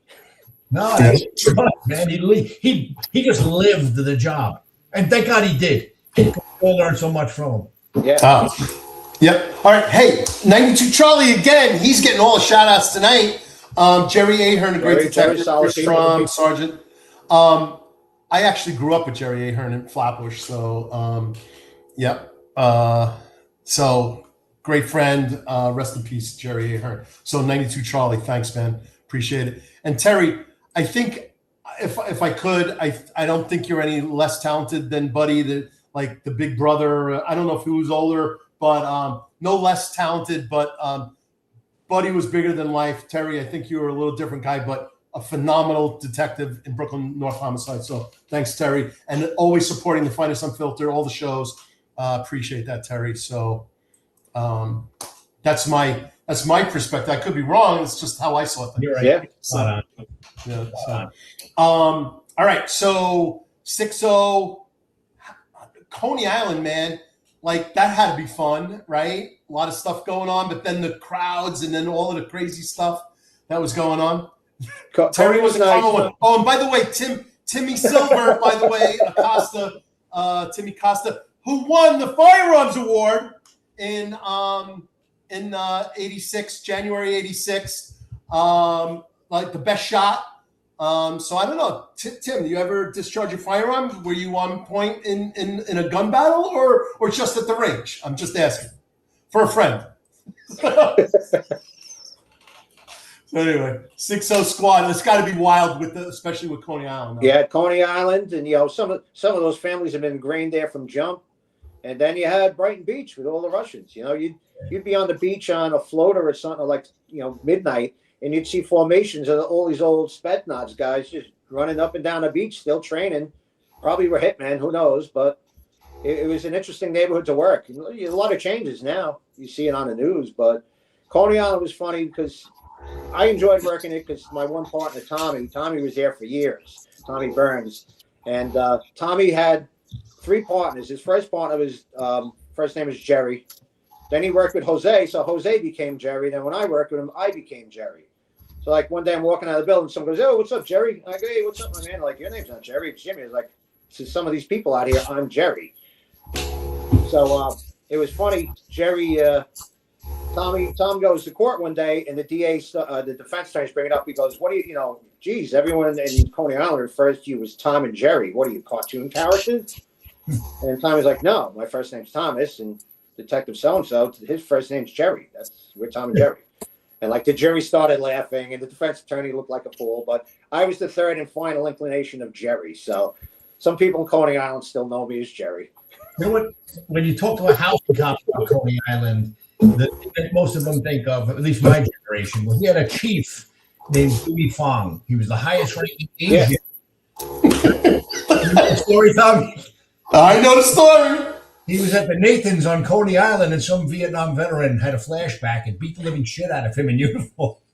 But yeah, so we didn't have a lot going on in Coney Island. All right, so I'm gonna do a transit story. Jeff McAvoy is clearly on the line, looking good, Tommy. Jeff, do not worry. I will not tell any stories about you and Freddie Forte. I don't think the statute of limitations are ever going to be up on any of those stories. Nah, they probably are, because murder's the only one that doesn't expire. So I know you didn't do a murder, but all the other things Jeff and Freddie might have done. Anyway, thanks, Jeff. Appreciate you showing up. Original Transit. Yeah. All right. So Terry out there, thanks. Appreciate it. Timmy Silver, all the guys. It's great. Love to see the chat. This is why it's so much fun to do this. So 6-0. Yep, keeping it a secret, Jeff. 6-0 squad. Any other great stories before you go over to Brooklyn South Homicide?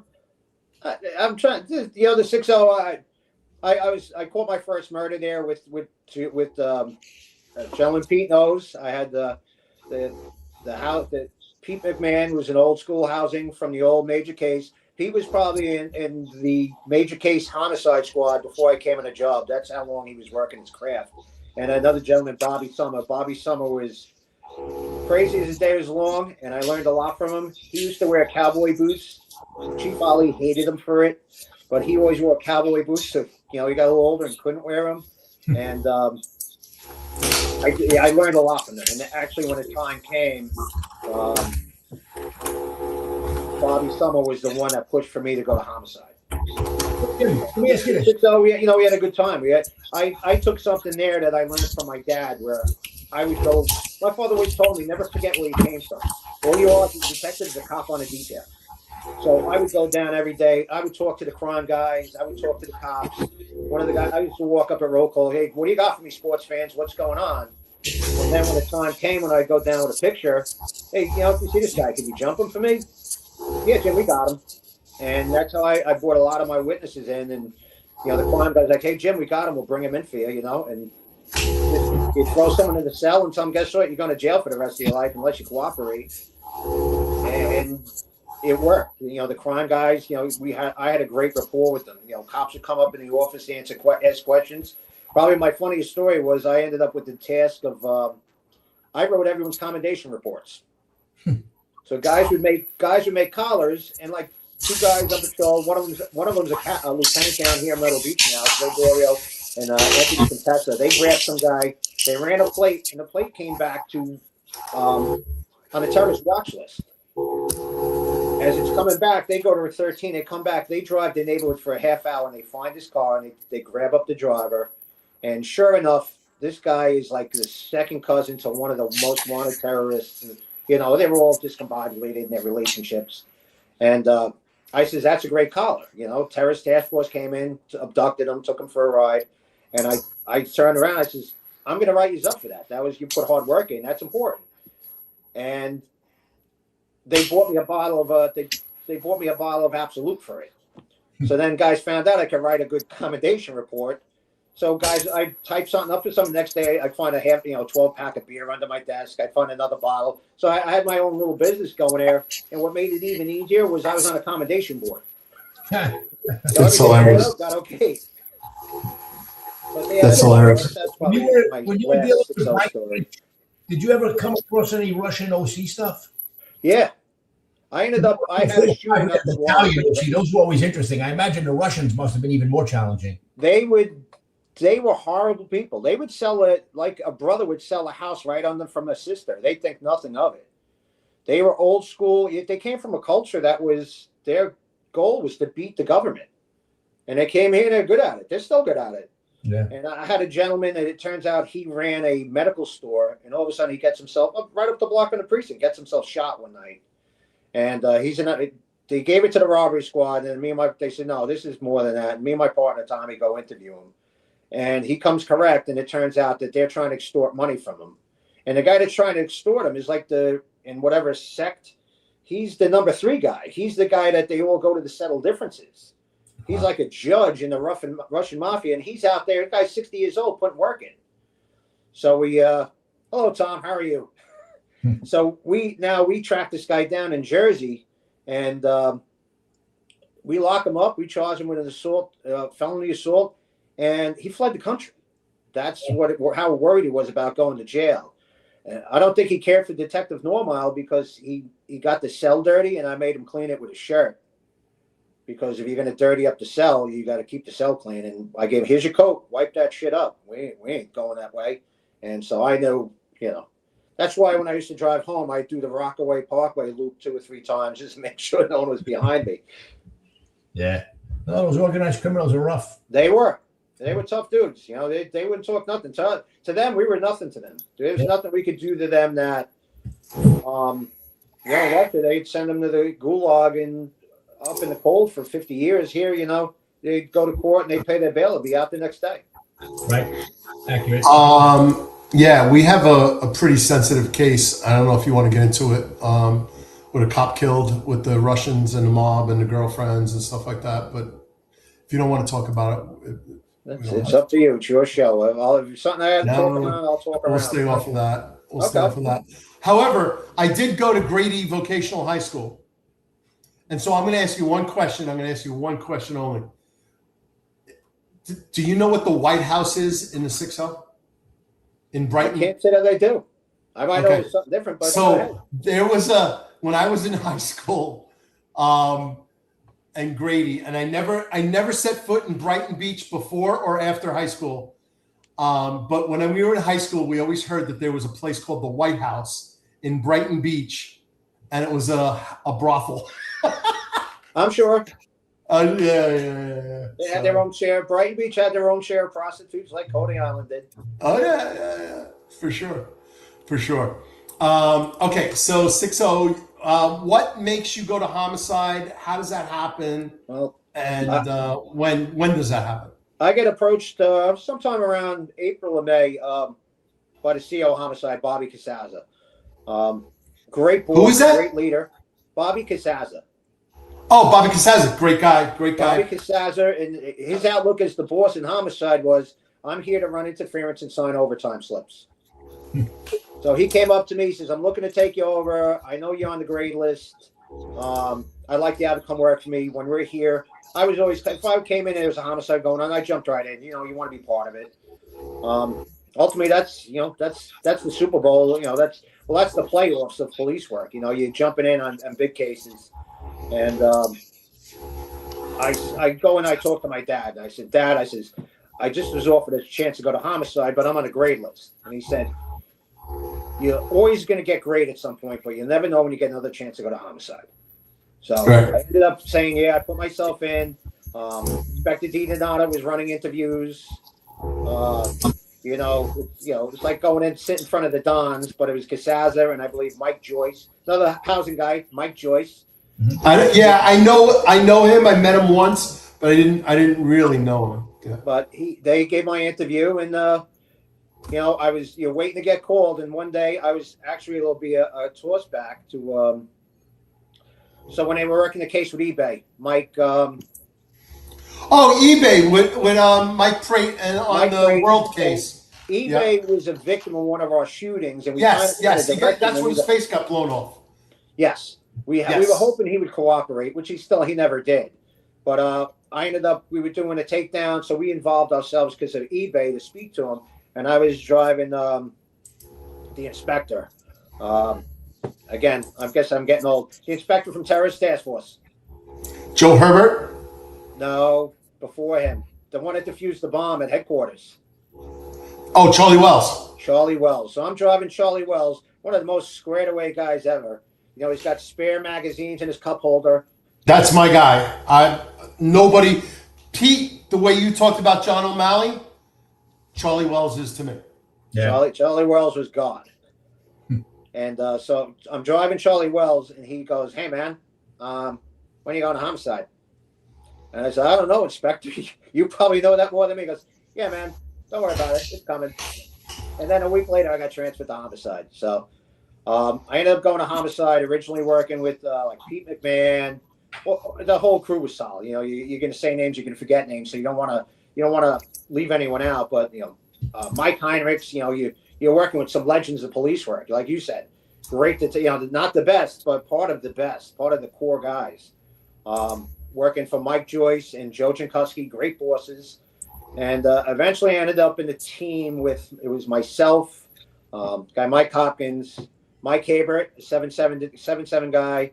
Patty Hen, another 7'7" guy. Both all came from street crime, and we kind of got put together because Bobby Casaza nicknamed us his door knockers. He knew we would go out and we'd play the game. We were hunters, and I was fortunate enough year-round Titans of police work. I learned so much from the senior guys.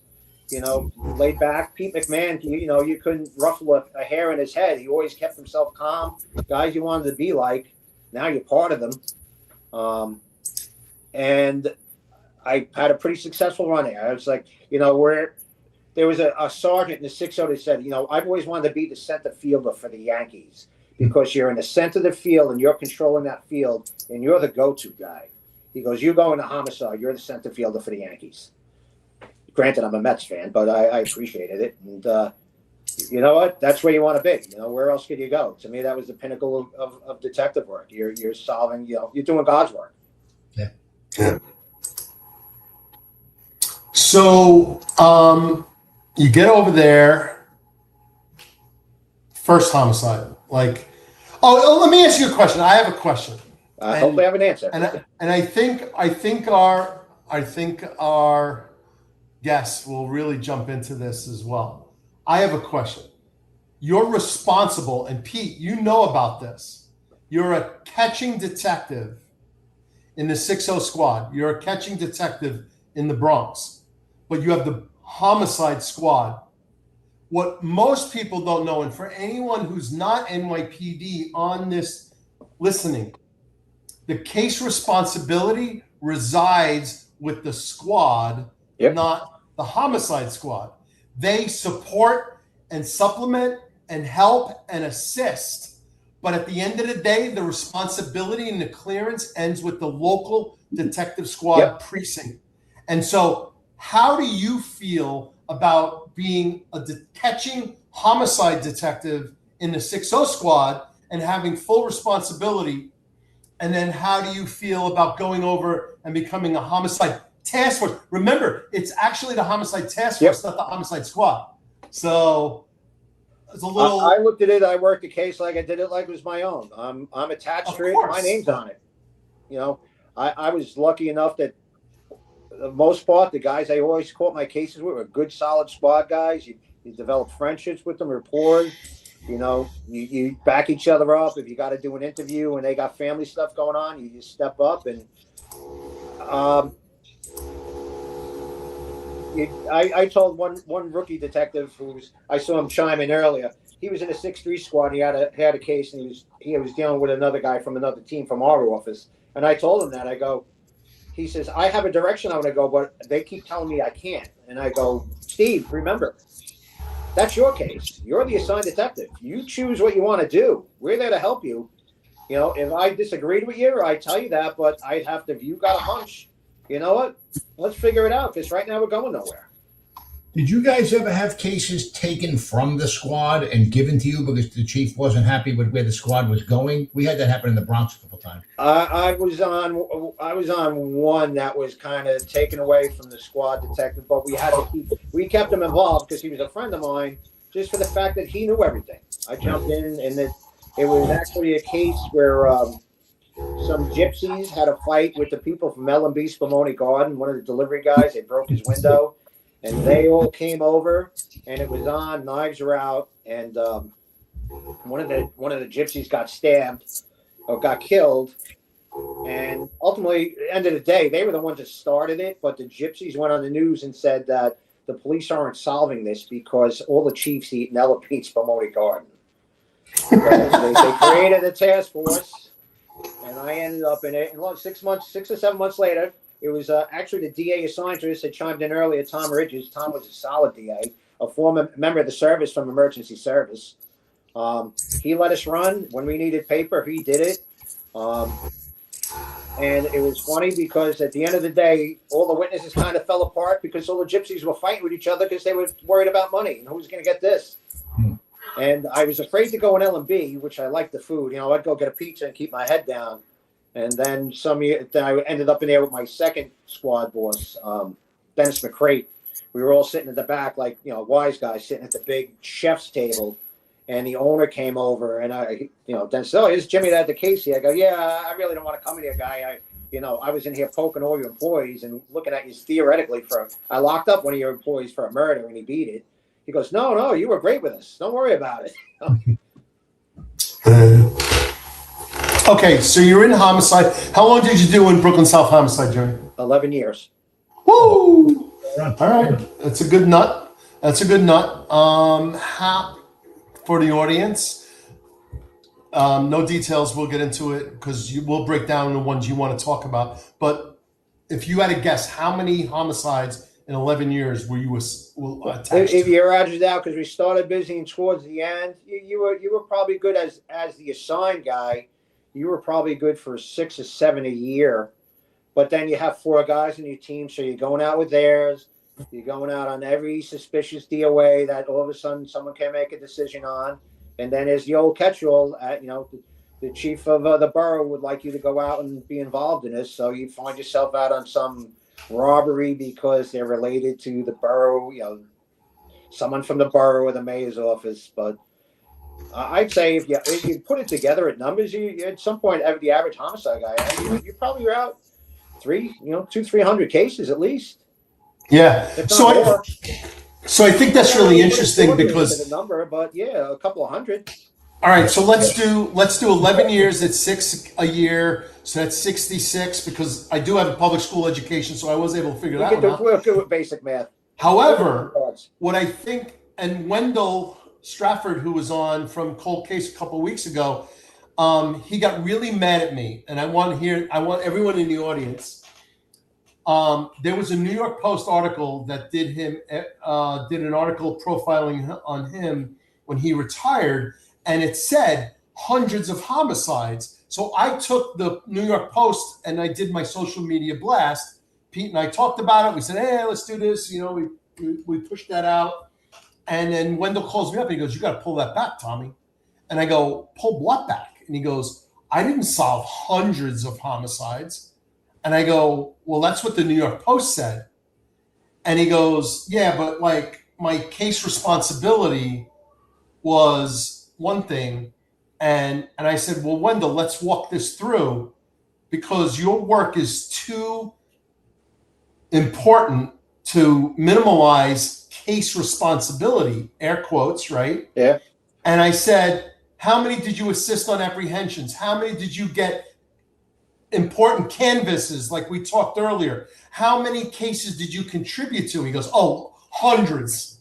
I go, all right, so you're not the arresting officer, but like you've worked on hundreds and hundreds of homicides. Jimmy, 300 homicides, maybe 66 are assigned to you, but like your contribution. So Pete being in Brooklyn, Bronx homicide, and before he wound up segueing over to ATF. I don't think people who are not in our game, and a lot of the chat is active and retirees, but like the volume and the magnitude of the amount of murder is what I'm getting at, and the amount of cases that you worked on and pulling it all together. So I'm going to go to Pete first, Jimmy, before you, Pete, talk about the volume. I once took my memo books and figured out that I had responded to, and between being a cop, anti-crime, detective, homicide detective, over 600 murders, right? Sounds like a lot, but that's over 15 years. Now, when I first got to Bronx homicide, which was the mid-90s, the Bronx itself had roughly 600 murders a year. And now that's down to, I don't know what it's this year, but I mean, when I left, it was down to around 200 something murders. So, I mean, the numbers are down, but I mean, when you really look at it, whether it's responding as a responding officer, responding to do a canvass, or going to the morgue to sit, and be the person that's going to handle the autopsy. I mean, there was just a lot of death. It's sad to say, those images don't escape your head, but we saw a lot of things in our careers. Yeah. Yep. All right. So before we do that, let's do a little chat stuff. It's in the chat, so I might as well bring it up.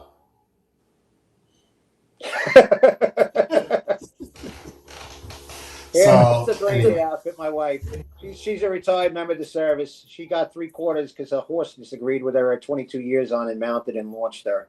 Unfortunately, she's got some 9/11 issues as well now. So at the time of 9/11, she worked for Chief Esposito, and spent a lot more time than maybe most people. And so she's got some breathing issues now. We push through. She's a warrior. So Pete's a warrior in the same vein. So I'm going to let Pete jump in on his message to Karen. Yeah, man. God bless. I lost my right lung to lung cancer. It took a while to get back on my feet. Harder than I thought, but hey, man. Trust your doctors, and if you don't trust your doctors, get your doctors. That's the advice I'll give you. She's got a pretty good core of doctors. She's got all the department heads from Northwell working on her whole pulmonary system's compromised. Yeah, it's terrible. But stay in the fight. I mean, that's all you can do. She's a fighter. Yep. So Karen, all the best to you. Love, prayers. We're thinking of you every day. Follow you guys on social and everything. We know what's going on. Keep track of the kids. And I will say, I was never a social media person until my best friend in the world, Yubi Perez, died in IACP 2012 in San Diego. And then my phone blew up in 10 minutes. And I go, how the fuck in the world do you people know what the hell is going on? And everyone told me Facebook. And I go, Facebook? What the fuck are you jagoffs doing on Facebook? And they're like, dude, you don't understand. And that's when I discovered social media and the power of it and the good stuff of it and the networking of it, because I am now living in Virginia and being able to follow the Normiles and the Forcellis and the ones who want to share. Some people choose not to. Some people want to. Some people choose not to. But guess what? I know about a lot of friends who I really love and respect, but we've lost contact, and find out what's going on. So, so there is a good side of social media, which I'm blessed to have. And then we have all the NYPD groups and the 23 group, Club 23, where everyone keeps up and everyone gets, some people get sideways every once in a while, but it's fun. But we keep track of who's doing what and everything. So thank you, and we'll keep track of you, Karen, and hope that you do well and thrive and get better. So thanks, Karen. So appreciate it. Well, thank you guys for that. Oh yeah, of course. But we're gonna do your family at the end because we've been rolling with the cop stories. So we'll just roll at the end and we'll go through the pictures and you can comment on the pictures at the end that we always do as well. So let's do some homicide work. We got a couple of big capers, so let's do it. If I could just start off by saying, like, I was fortunate enough in Homicide because I looked at it every day. You're still learning. You're learning from your coworkers. You're learning from the newest detective because he's going to bring something different, a different outlook to the game. But towards the end, my team was myself, Mike Haber, Pete McMahon, Pete was out of the team, Patty Henn, and Joe Perry, who came from the 7-0. So you're in a 7-0 a lot, and you see the picture, you see the plaque for Detective Miller every day you go in there. And we were in a pretty good group that we all brought something to the table. I was great with phone work. I could sit there and go through phone records for a day and narrow it down to these are the numbers we got a subpoena. Joe Perry would go from block to block and grab great video. Patty and Mike were solid. We used to call Mike. He was Father Mike because he could go in that room and he would draw. He was able to get a confession. So as a team, we went in there, and even if it wasn't your case, you worked harder because you wanted your partner's team to succeed. Yep. So I ended up there, and like one of the first cases, the task force was one from LMB. We talked about. Karen mentions Hulu. There's a show on Hulu on my cases. A young girl, Shanisha Forbes, is 14, goes missing. She's found in Gerritsen Beach, basically partially clothed. She's got burn marks on her. You don't want to say chronic runaway, but living a little older than she should have. I ended up working the case with Louis Sanchez. There was enough concern that they made it a task force, me and Louis. And for 6 months, all we did was go through phone records and talk to people. And what made it interesting to me, a lot of our witnesses or kids you would talk to were in their teens. And you'd go in the house, hey, I need to talk to your son or daughter about this missing girl. And they knew about it. And you'd start with the boys, start going into questions of a sexual nature. And the parents would be like, you know what? He could keep talking to you. We're going to step outside because he's going to be uncomfortable with us. And that was like the first time you dealt with that. They would, most times parents, I wouldn't step away from my kid. And we were successful enough that we narrowed into one number, and we went up to Maine, and we ended up blocking basically a kid up that was a savage that thought she was pregnant. She thought she was pregnant and told him he was going to be dad, so he didn't want that, so he smothered her and dumped it down in Gerritsen Beach. But in that whole thing, she's a young black female in Gerritsen Beach. If you've been there, white, middle class, police, fire, blue collar. So you had that issue. We had the powers that be at the time, the chief at the time, which I'll be nice. I'll keep my comments. Sent an inspector to go with us to speak to the family. I can speak to the family. I'm the guy that knocked on the door and told them they were dead. I don't need you to come in here. I already have that rapport. I've treated them with respect. And we had an aunt that would, where the girl went to school was nothing but cooperative with us. And then she went and told them she was going to have a protest outside because they weren't helping. And then the school was like, guess what? Everything's got to go through Board of Ed now. So kind of sabotage us, a positive ending. The guy got convicted of murder and illegal disposal of a body because he dumped it down there. The burn marks were, he took a can of hairspray, Axe body wash and sprayed her. Used it as a flamethrower to burn off where he thought he left DNA. Found out after the fact he had sex with her after she was dead.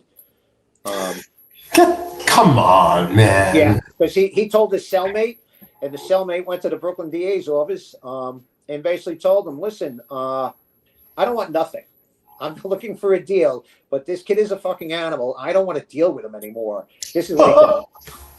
So there's no honor among thieves there. So this, Jimmy, Pete, I think you guys will agree. This is exactly where people don't believe that reality supersedes anything that Hollywood could ever dream of. Yeah. It happens all the fucking time. Yeah. All the time. Yeah. And so walk me through, Jimmy, because I know Gerritsen Beach very well. I went to Marine Park Junior High School in Brooklyn, and I saw all the Gerritsen Beach kids. What was the location of this? So she was found at the beach just at the end of Gerritsen Avenue where all the buses usually park when they make that turnaround. right inside. Our team was catching, but it's, it had a catching was, you can't catch at certain times because of overtime and all that. So it fell on me. But the team, Pete McMahon, Johnny McDonald, they all went down there, set up solid work. They set the foundation for the case. Yeah. She's found by some guy sitting in his car just reading the paper, and someone goes, "Hey, there's a dead girl over there. I don't have a phone." Some like Russian guy, and the guy calls up, and that's what starts it off. Yeah. The reason my wife mentions it, she will be out and she'll say, "Oh, my husband's a detective," and she'll say, "He's on TV." So Hulu, there's a show called How I Caught My Killer, and it's season 1, episode 5, and they actually have me walking down a crime scene and talking.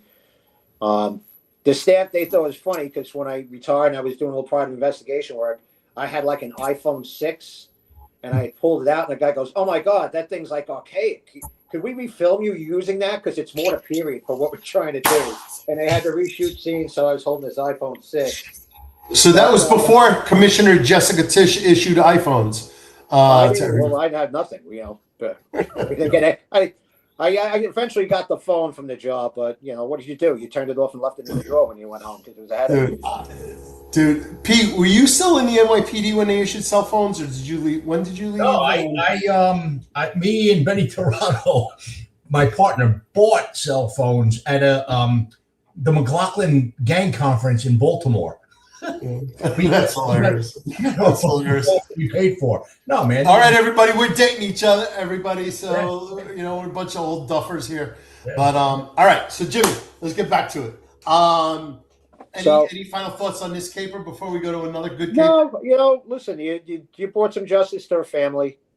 I actually ended up instructing a case history at the homicide course, which to me, you're honored to be asked to be there. You're in front of cops, and as you know, all over the country now and then you get 1 or 2 from overseas. And I always told everyone, the takeaway is this from: don't let the big bosses just chime in and tell you what to do. You know where you're going. And the other thing was this: as a parent, you got to stay on top of your kids and your phone calls. This young lady, all her answers was in the phone, and no one had access to it. It was me dumping subpoena after subpoena for 6 months. So I want to talk about that. You bring that up. I don't know how it happened. I would love to say it was my idea, but it's not. When I was in 7-9, from 99 to 2004, Mike Harrington, Tony Maniaci, who housing Pete, Tony Maniaci. It's not my place to say, but let's just pray for Tony Maniaci. Still here, still doing good, living in Bensonhurst, I think, or Bay Ridge, but probably Bensonhurst. But love Tony Maniaci, great boss, full inspector, retired from the NYPD, original housing guy. And then Mike Harrington was my 2 COs in the 7-9. I don't know how it happened. I don't know when it happened. I can't say. But anytime we had a sensational case in the 7-9, all the big bosses staged up in the CO's office, and they left the squad alone. They did not stage up in the squad. I don't know how that happened. And then we filtered information down there when it was necessary and was appropriate, when we knew what was confirmed, because any big boss at that time, if they had got a whiff of something that wasn't worth a shit, they went bonkers. They went fucking bananas. And then we give the boys and girls a time to work it out. And so, and I want to say Mike Harrington was really great at it because he was funny and he was entertaining and he would hold court and he was very smart and he knew everything that was going on. So I'm going to give a lot of credit to him for that. I remember having Ray Kelly, Police Commissioner Kelly, drafting a double shooting in our office. And all of this gets to a point is that everything was down there, not in the squad. And I think it was really important. And so with all these sensational cases and all of the stuff that goes on, and I can, John Cornicello talked to the Met Sanguine case in the 7-5, which was a shit show. Yeah. Like, it's important to filter this stuff and let the detectives do what they do and what they do best to before it gets to the boss and say, boss, this is a theory or this is confirmed, but it's not some fucking thing that just showed up right now and we haven't even had a chance to look at it. Maybe Pete being an homicide, maybe he could agree with me. I always looked at it from, and you as a boss, because you were there if you were working, or you obviously majors, you came in, or your sergeant was there keeping up to date. The best time to catch a murder was after 4 o'clock on Friday, because you knew you had to 7 in the morning when all the minions came in to work it with no one bothering you with nonsense phone calls. Yep. And then also an 8 o'clock hit, and it was on. Your boss was on the phone. You could even ask him, "Hey, can I go use the bathroom? Because this chief's calling." 100%. And I used to laugh. I don't, Pete. I don't know if you dealt with him, but I'm sure Tommy did. Lieutenant King, Al King. Al King. He would call up, and you knew if he called you guy or babe, you know how that call was going. He'd say, "Hey, babe," and you know, oh, it's gonna be a good call. When it Hey, got to babe. the guy, and it was on. You knew it was not gonna be a good call. Oh, yeah. All right, so you had a big caper, Anasiga Nicolazzi. Anasiga had, she had Troy Young. All right, so everyone, so in George case Weber. you're listening, George go Weber. back to a previous episode. Pete and I talked to, not an interview, but an oral history of some part of her career, Anasiga Nicolazzi, a prosecutor, because we wanted to bring different perspectives. We brought a forensic ballistic examiner on. We brought a prosecutor, but Anasiga Nicolazzi, Jimmy, like George Weber. So it's a big caper for you. Anasiga was great, and just the overview, just in general, because anytime you had it's like anything. I learned a lot from Anasiga, how to trial prep, how you're going to be answered. She a great DA. George Weber was a radio reporter. He was on with Curtis and Kuby, and that's Troy Young. That's the other one. Which one would you like? Oh, it's a different case? That's Troy Young, but we could talk about Troy Young. So Troy Young. No, go ahead. Do George Weber. George Weber was a radio reporter. Most people might have heard him on Curtis and Kuby. I'm at my son's flag football game. A call comes in. It's my partner, Mike Habert. He got a fresh job. I was like, all right, let me just finish flag football. I'll drop the boys off. I'll come in. Then I get called from my boys, like, oh, there's a murder. I go, yeah, it's Mike's. He called me. I'm coming in. He's like, no, there's another one. And it's the guy's like some sort of radio reporter. So one of the parents is like, oh, we'll take care of the boys. I end up leaving my boys at the flag football game. And I'm driving to work. And I used to talk to my mom a lot when she was alive. And I'm driving in and I call her. She's like, oh, what's going on? Like, I'm heading to work. And she goes, oh, what's the matter? I got a fresh murder. Supposedly some sort of radio reporter. I don't know who the guy is. And she's like, who? I go, George Weber. She goes, oh, my God. He wasn't on since Thursday. He's on at Curtis and Kuby. I listen to him every morning. I go, well, he's not going to be on next week. He's dead. And you go into this, you get there, you go in the apartment, and there's George Weber. He was on ABC Morning News. That's the young man at the. That's the perfect. All right, sorry, okay. Everybody. He took and that with me is the detective. We'll go into him in a second. George Weber. Apparently, we come to find out, had a fetish where he liked to be smothered. Never heard of it before. You look it up, and it's to him. That's how he would get excited and would ejaculate. He didn't have to have any sexual contact. Just how we found out from an old friend of his is if someone choked him out, that would excite him to the point of ejaculation. So George Weber is.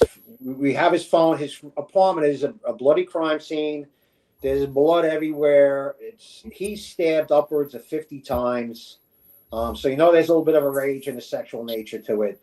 His phone's there. As a detective, what's the first thing you want to do? You want to jump on his phone. The answers are right there. And we had actually a great detective, which you might have dealt with from crime scene. His first name's going to escape me, O'Brien. And he was there, and he was our biggest advocate. And we wanted to go through the phone, and there was a certain chief that decided we couldn't because he wanted to do all this scientific stuff. You know where I'm going if you were a detective. The crime scene was held for 4 days. But as we're sitting there going through this, George, people just started coming to the station house, to the 7-6. And I'm running around, the case detective, which I had all my cases in the 7-6 with Tommy Jerowich, the Polish Prince. Came to Poland and became a detective, and he was pretty good at it. So people would just come in, and they were guys that came to meet him, and they just came in to tell us he didn't do this. That's not him. This was nothing. This had no violence to it. He was very passive, and this is what he liked.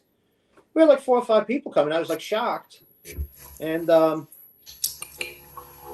crime scene was someone went through. He had collected old lunch boxes, went through there. You go in the bathroom, the top's off the tank. So now you're thinking, there's a knife involved. Someone zipped their hand. Did they put their hand in the tank water just because the tank water's cold? Everyone knows that. How many toilets you fix, it's cold. And so we started sitting there and just chatting with all these people. It was like almost bizarre, you just shook your head. And so eventually the chief of detectives was convinced that we need the phone more so for what was in it than what the phone might show in terms of DNA. Because you knew there's going to be a ton of DNA in that apartment. And as soon as we got the phone, we started narrowing it down, and we narrowed it down to that young man. I was getting a search warrant down at court, and my partners go to his house, Abraham Hopkins, and here comes his father down the block, and they jumped his father, and as soon as they put him in the car, he pisses himself in the back of the armpit. Yeah. And now he basically tells us my son had a problem. He cut his hand. He went to the hospital. I picked him up. I sent him upstate. So he's convinced that he's going to call his son and tell him he's got money for him, and we're going to go up to Poughkeepsie to go speak to. He's bringing money up to his son, and we tell him you're going to have the driver of the car is going to be one of the guys you work with because the father worked in a restaurant. So we had one of the guys that wasn't my team, Louis Euro. Probably a little too big to be like a Mexican dishwasher, but we go up there, and here comes a kid in the middle of some town square in Poughkeepsie, and we basically run him down and we grab him. And we're sitting there, and we start talking to him. We get him back. We get pulled over by the troopers as we're coming back because now we're ripping down the thruway at 100 miles an hour. And so we sit him down and talk to us. And what it was is this kid had a fetish with knives, and his family, because the kid had some issues, basically the family dynamic was dad divorced the mom married her brother-in-law, the dad's brother, had kids with him too, and they all lived in the same house. So his whole family life was just bizarre. And the kid had some issues, so he liked knives, so they started buying him knives. They bought him swords and all this other stuff. And he came there. He found this guy on one of the social media things, and the guy's ad, Mr. Weber's ad was, "I like to be smothered." And he hooks up with him, and he goes in there, and he said, well, he attacked me and he grabbed me, so I pulled out my knife and I stabbed him. Like, well, you stabbed him 50 times. You stabbed him in the throat about 30. And he's like, well, I don't remember that. And there was white powder around like a table there. And it was funny. So now when you're researching George Weber, you're online, and we found he was fighting with his landlord because he had bed bugs. So he had put roach powder, the old boric acid, around a table where he put all this stuff. And the kid goes, yeah, he had coke all over. It was on the floor. He gave me some. I snorted it.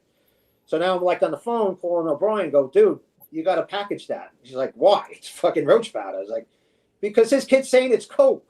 It's part of his story. And he says, yeah. So I sat there for a minute. I looked for some money. I went through all his lunch boxes. And, my hand was bleeding pretty bad. So I went and I took the tank off the toilet, the cover, and I put my hand in there to stop the bleeding. And then he got on the train, and someone called him an ambulance, and they took him to Bellevue, and he was trying to pick up the EMT. So the EMT was cooperative. She helped us out. And it goes to trial, and he had a big flamboyant attorney, and the attorney was like going on, he very well dressed, waving, and there was a juror who was an older black woman who was a God-fearing Christian, and she wouldn't convict him. because she couldn't understand how the internet could put a 50-year-old guy with a 16-year-old young man in this perverse sexual transaction could go on. So the first one is a mistrial. Afterwards, we went back to trial. Long story short, he's convicted. But the family had everyone come together in a bar in Manhattan that he used to go to. So I took my partners, they were in the game with me, Habert and Hen. And now we sit there and the family comes up, they buy you a drink. They're happy. They appreciate everything you did with the bizarre nature of it. And who's standing there but Ron Kuby? Oh, yeah, of Ron course. Kuby comes over. He goes, Detective, I watched the first trial. You did nothing wrong. They picked the wrong juror. He goes, that was great testimony and all this. And, he's motivated by his political causes, but also money. And I says, well, Mr. Kuby, I'll tell you one thing. I says, my mother loves you. She loves your show. She loves you. She loves Curtis. I says, funny story. Years back, my father locked Curtis up. He goes, oh, my God, I wish you could have been here so you could tell that. And I go, can I take a picture for my mom? He goes, of course. It's for your mom. And I got a picture with me and Ron Kuby that my mother thought was, it was great. And, I can't say I agree with Ron Kuby on a lot of things. However, I don't think he's unreasonable. he's not Kunstler. Yeah. Kunstler was a true believer. He's a little, and we told a couple of police jokes to him. He just shook his head and left. Yeah. He knows the deal. Come on, he knows the deal. He's way too many friends of cops. So with that, I'm trying to work out. I got some tech issues here, guys. So Jimmy, last couple of stories. I'm gonna dip out. I'm listening, but I gotta fix something here.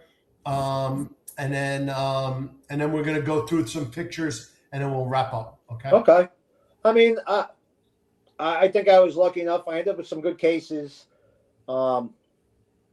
The picture that popped up earlier, Troy Young, that lasted 3 years. Again, I caught it with Tommy Jerwich, the Polish Prince. A young man somehow hooked up with the perp Tyshawn Augustus, who was at the time unidentified. Originally, another squad showed up because the 7-6 was at their Christmas party, and they chalked it up that he had a marijuana overdose. That's why he was laying on the floor, and he went to the morgue, and he had a bullet in his head. Looking at phone records, just pushing it. There was a guitar missing. Troy Young was hooked up with, I called him, you ever seen the movie Buckaroo Banzai in the Seventh Dimension? Yeah, it's old school, man. That was the crew he was with. There was a billionaire family. The guy was like, his family was billionaires. They owned the building across from Penn Station. Wow. He looked like a nebbish. He had his girlfriend who looked like a model. He had the building super that always wore a sombrero. And this was the crew we hung out with. You go talk to them, me and Mike Habert, you shake your head. And then you start dumping phones, and lo and behold, he's having conversations with one guy. We don't know, we have the number, and now that guy was calling someone else. So, and it takes some time. It turns out no one ever checked. He had DNA under his fingernails since it was an investigate DOA. It was never checked. So it took us like a year. Finally, no one realized his code is stuff that's got to get uploaded. That was done. That was close to a year. It was like, hey, what ever came back from the fingernails? Like, what fingernails? And we find this guy that's just like the usual drug user every day, one of those guys sitting in front of the projects. We track him down in Manhattan, and I go, hey, listen, we'd like to speak to you about this case. This guy, Troy Young, that was killed. And he goes, I don't know nothing about that. And I says, well, do you know this guy? They call him Superman. He goes, I don't know nothing about no murder, but I know he robbed some guy of a guitar because he wanted me to help him. And lo and behold, this guy put the whole thing together that the guy said, you're going to help me rob this guy. He thinks I'm gay. I'm going to hook up with him. And he goes, I didn't really want to do it, but I owe him money. He goes, but luckily it was raining. We got separated. I lose track of him. I'm calling my girlfriend at home. He's calling her, and I hook up with him over on Smith Street. And he's coming down a block with he's got a Fender Stratocaster guitar with the same pattern we're looking for. That guy was already locked up by Pete's people, of the Federal Firearm Task Force. And we're waiting for the DNA to catch up to him, which it was taking its time. We finally got a court order, warrant to get his DNA, and sure enough, it was him. And testified, he gets convicted, and then as I'm retired, I get called back because he appealed it because how they wrote the warrant, it could have been the warrant. There was an error in the warrant, so they fought that.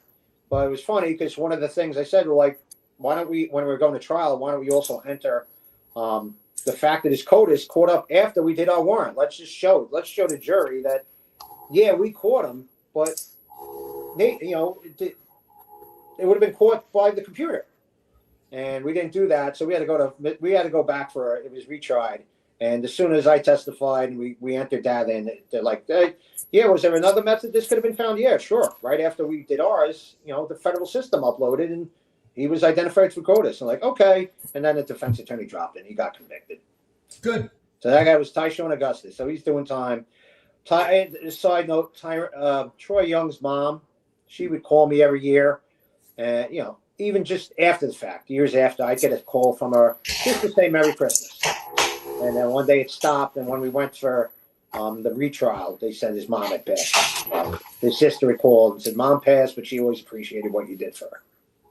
Yeah. And there we go. Pete, Tommy, do you have, hold on. So I'm sorry, Jimmy. I didn't mean to cut you off. I thought there was a break, so we got a little tech. Pete, any connections with you with homicide families, stuff like that? Because I have one that's special. We did it on the Gary McCarthy episode. But all your victims, man. Yeah, look, I'll be honest with you, Tommy. I've stayed in touch with some of the families.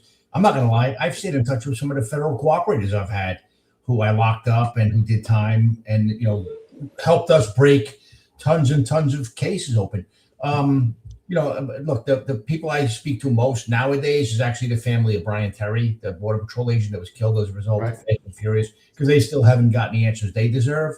But no, as time has passed, some of those families I stopped staying in touch with. The other person I did hear from was the family of Edward Gary, the guy I helped get out of jail. But Edward died. His father's not doing very well, and his mom passed away from a broken heart. So yeah, it's tough, man. You build relationships when you do this job. Look, let me correct myself. You build relationships when you do this job right, and you care about the cases, because they take a piece out of you. Yep. It's hard not to. You got to fill that piece up with something, and it's those relationships with the people who mattered. Nobody deserves to lose a child or a brother or a sister. So I mean, that's what we did. That's what we did for decades. That's what we are. I would do that. My life circumstances dictated something different. There's no better profession. There's no better job on the planet than being a homicide detective. 100%. So for all those men and women who have done it well, 1,000 times better. I never did it as a detective, but I supervised the squad.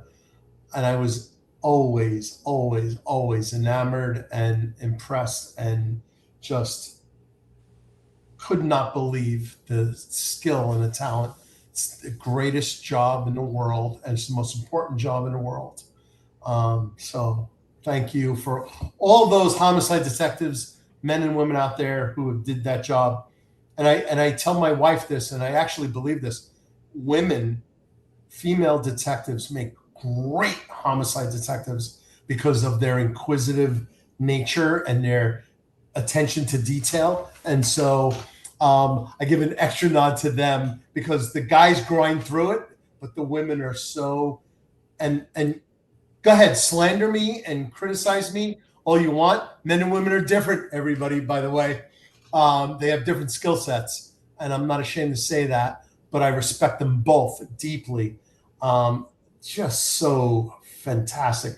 Greatest job in the world. I thank the profession for the greatest job in the world, and the ability to do that. And it's an honor to have you guys. So we're going to go through some photos, and we're going to start wrapping up. We're a little over. We're at 2 hours right now on the spot. We're going to wrap up. Sorry, I could talk. But Jimmy, any final thoughts, any final things? And we'll go through some pictures. We'll wrap it up real quick because we want to give that to you.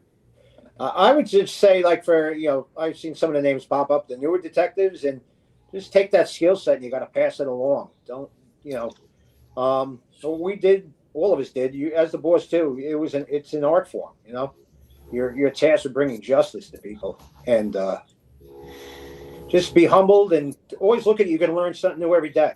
You're going to learn from your partners. Don't take it personal. And like some of the stuff I told my son, I go, just go out and treat people how you want to be treated. Let them determine otherwise. If you treat them with respect and you get it back, that's great. You've made a friend. And if they're going to be combative with you, they've determined that, and do what you have to do. So I'm going to ask Pete, and I'm going to ask both of you. My son's a cop in D.C., and he's now in the real-time crime center doing investigative analysis and real-time crime center stuff. He's an intel analyst in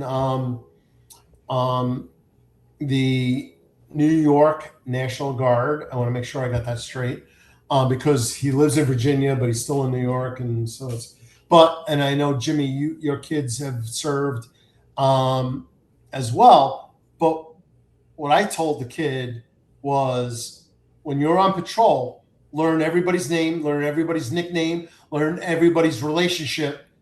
And then when something breaks out, and it's 5D, it's District 5 in DC, but it's 5D, right? Like, you want to be the kid on patrol that the detectives go, Tommy Joyce, come up here.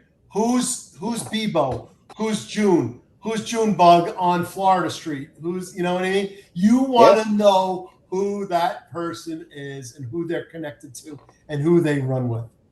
So we'll leave it at that. All right. So I'm going to bring up some pictures and then we're going to wrap up. So that's actually Juve. Probably right after I got in Homicide. That was my Homicide team there.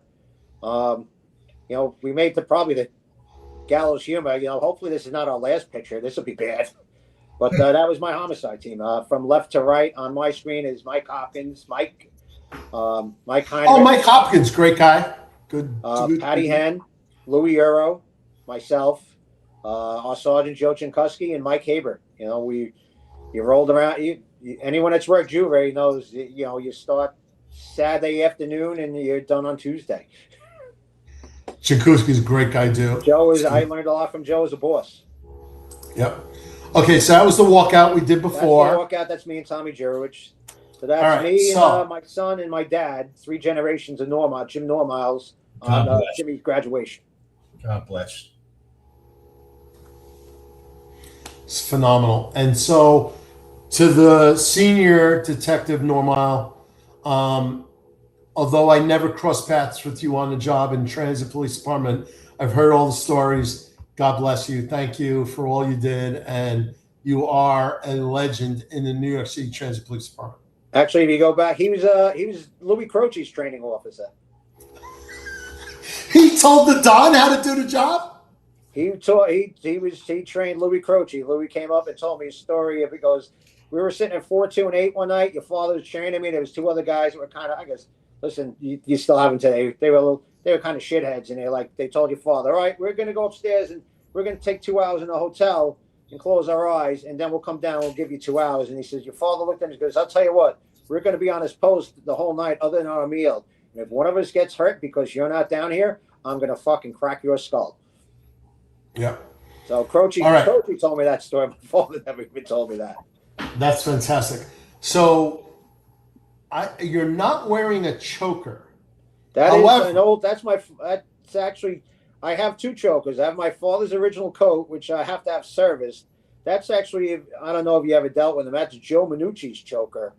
But it's got the collar on it, so it's a choke collar. And to me, like I told Jimmy, I just gave that to Jimmy. I go, that is the sharpest coat ever. So that's where I was exactly going. Tell me there's a law enforcement agency uniform that has a better uniform than that. That's exactly the choker coat is solid. I love the choker coat. I would wear it if I was working Christmas Eve, I'd put that on, or New Year's Eve, and like, oh my God, that looks great. Can I get a picture with you? Look at those buttons. Look at that shield. To me, that as a dress code, it commanded respect.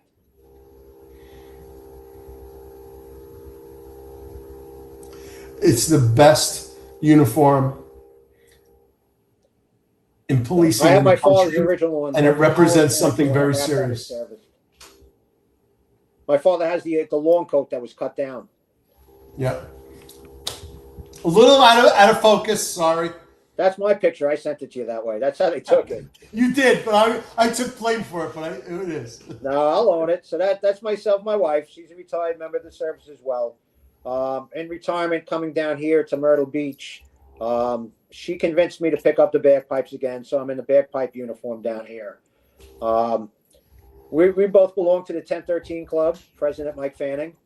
And we've gotten ourselves involved in the community's 9/11 service. I spoke the previous year, and last year my wife spoke.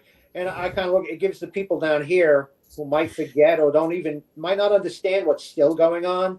It gives them the perspective that for a lot of us, 9/11 fortunately doesn't end. You know, my wife being an example, she went up and spoke about her medical issues. I spoke about my friend Pete. So that was a picture someone had taken of us that day, right after she spoke.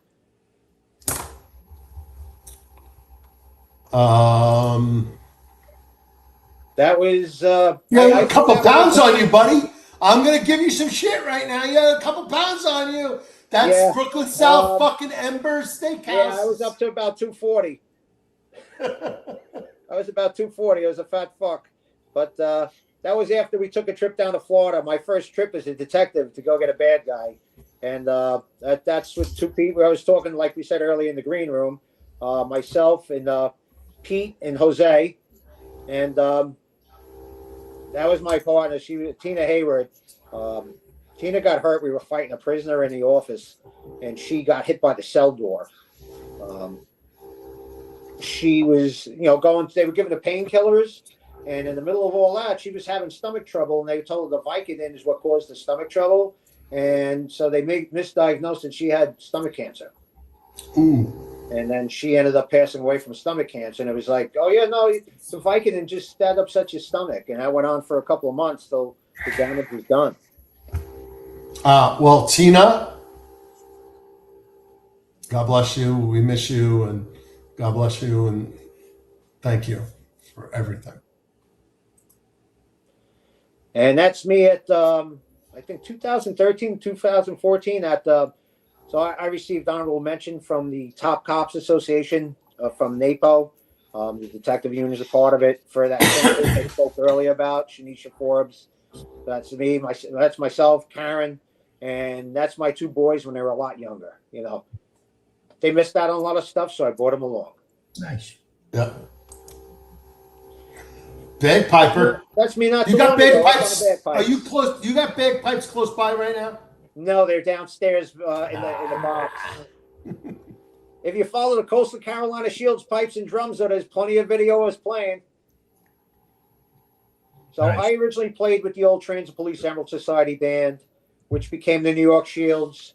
There was some offers of people to move into the NYPD Emerald band, the premier band. And our pipe major basically had Tommy McNamara had told them that, and Tommy was one of the guys that taught me the pipes. Yes. Tommy turned around and it said all or none. And like, well, we only want, like they wanted Tommy. Tommy's a pipe major, and Tommy says, no, we're not doing it. So the Shields decided to sponsor us, put him down. The last job I played was my friend Pete Guzmolski I spoke about earlier. His brother was also lost on September 11th. Never recovered, so I played his memorial service, and I put him down after that because I had Jimmy was, a couple of months old. You're working in the detective squad, and then fast forward to coming down here, and they convinced me. Well, they talked to me. They convinced the brains of the outfit, Karen, that Jimmy should get back up on the pipes. So got back up on him, and that's for a guy that's retired, and it'll go out to anyone that's in the audience. If you're retired and you want something to do, go to work. If you're down south, there's plenty of pipe bands. Pick up the pipes. You have the time to practice now. That's what got me really good. I got a lot more time now. And and you're going to be in that same core group of guys. We have a couple of firemen as well, all a solid crew. You're going to be in that same brotherhood and sisterhood that, like if you were sitting in that detective squad, you know, the same joking around and the camaraderie that you had back on the job. Yeah. Wait, sorry, I hit the wrong button. Yeah. So, all right. So we're 9:15 in. So 2 and 15 minutes. Wow. I'm Jimmy, sorry. thanks I for the took too much time. stamina. Pete, I had to go to the bathroom once. I had to fix some text issues. Ron Layson, thank you very much for texting me on the tech issues that I had. So appreciate that. So with that, any final thoughts? Pete, I'm going to let you do that. We'll go to Jimmy, final thoughts, and then we'll do the wrap up. I got a couple final thoughts. Jimmy, it was good meeting you. I know you and I crossed paths. My deepest support to Karen, what she's going through. I've been down that road with lung issues from 9/11. So I know she's a warrior, according to everyone in the chat and what you've said. So I know she's going to be fighting this thing, and God bless her. We'll keep her in our prayers. And if I could just ask everybody once again, another guy who's suffering from 9/11 related illness is John O'Malley. John O'Malley. Someone who taught me more than any human being on this planet. He's in hospice and he's day to day now, and just a guy who did a lot for the NYPD, and even afterwards when he was with SDNY, was the guy who shepherded a lot of NYPD cases through the federal court system. So I love you, John. God bless you. Jimmy, love you, brother, man. Hey, Pete. We'll work together, but you're a brother. Yeah, maybe someday we'll all raise a glass together. That'd be wonderful. It'll work for me. Appreciate your time. And Karen, God bless you. I know you're listening. She's down in our green room. Nice. Yeah. So all right, everybody. Let's see. Let me pull up my notes. So tomorrow, which is not tomorrow, it's actually going to be Thursday, June 25th. So instead of Wednesday, June 26th, the executive perspective is not going to be on because they have a scheduling conflict, but they will do the executive perspective on the Finest Unfiltered podcast platform on Thursday, June 25th. And they are going to do NYPD Cop Shot, special episode Thursday. They'll be discussing the recent shooting of an NYPD emergency services unit detective who was shot while entering a location when a male had been fired multiple shots.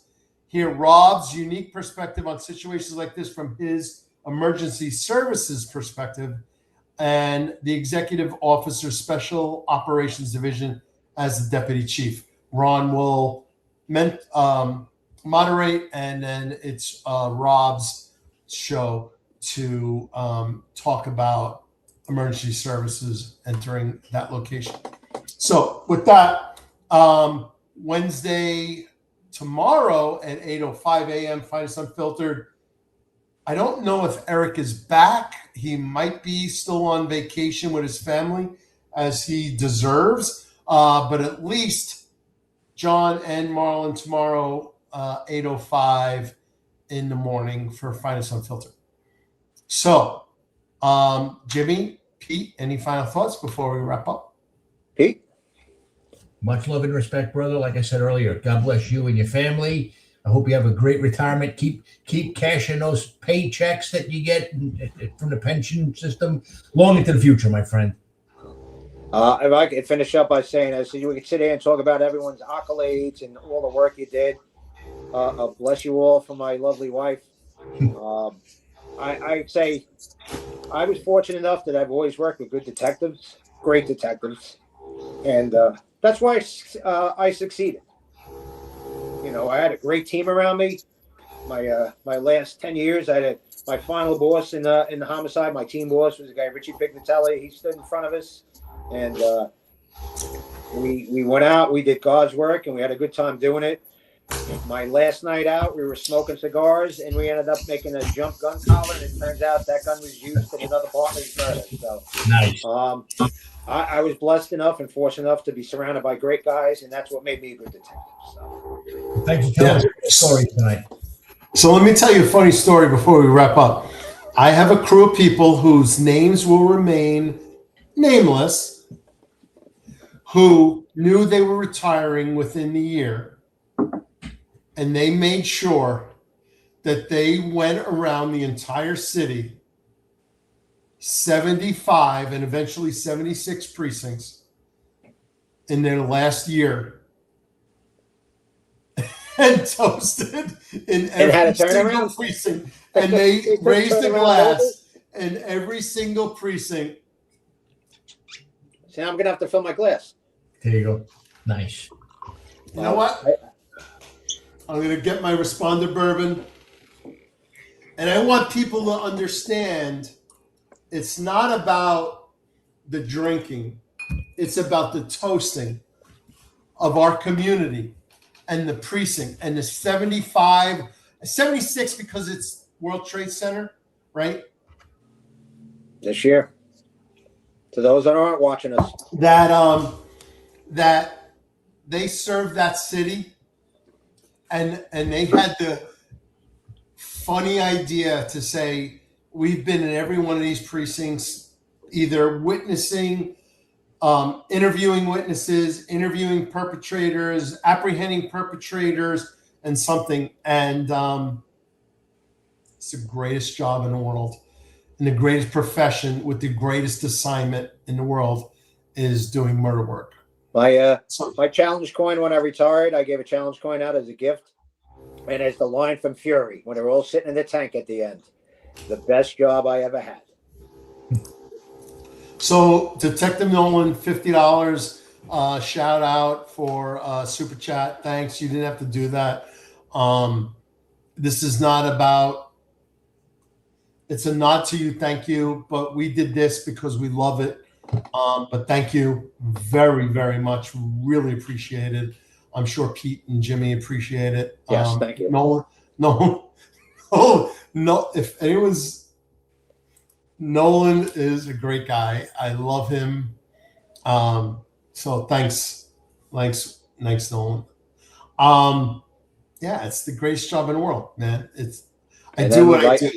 Like you, Tommy, Pete, I don't know if you have family in a job, and now our sons are filling our boots. They are. I have both. I have a son and a daughter in law enforcement. Didn't want them to be. Son and a son-in-law. I got young James and my son-in-law, Junior.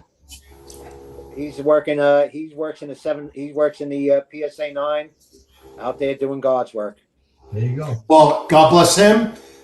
Keep him safe, and make sure he is taking care of the people, because this whole job, I don't think anyone understands, and they can't believe that cops talk like this. The only reason we existed was to take care of the people. Yeah. Right. And so you take care of the people, and you do it with empathy and sympathy, because some of us experienced it, can understand, and some of us actually experienced it. So, and just treat people like you want to be treated, and think about it. Yep. And Mike Marino, shout out to Mike Marino, who always said, do not ever fuck with a complainant and give them shit, because now you're double victimizing them. Because even if their bicycle was stolen, it's not a big deal to us, because we got a lot of other things going on. But in their world, it's the most important thing. And when you shit on them, you're making them feel like shit. And they're like, but it's a bicycle, right? And so never double victimize a victim. Yep. So, with that, thank you, Jimmy. Again, I'm humbled to be here. Pete, episode 52, 1 year in the books. Yes, sir. Yes, sir. All Jimmy. right. Everybody stand by if you're on social media for the finest Unfiltered. Ten-Four Tavern. Stand by on social media. Big announcement coming up starting tomorrow. God bless everybody. Please stay safe. If you're a cop, if you're on the job, if you're reported, reported. If you're a reporter, prosecutor, anything supporting the law enforcement mission. But tomorrow, big announcement, and greatest profession, greatest job in the world, greatest people I've ever met in my lifetime. So. God bless, man.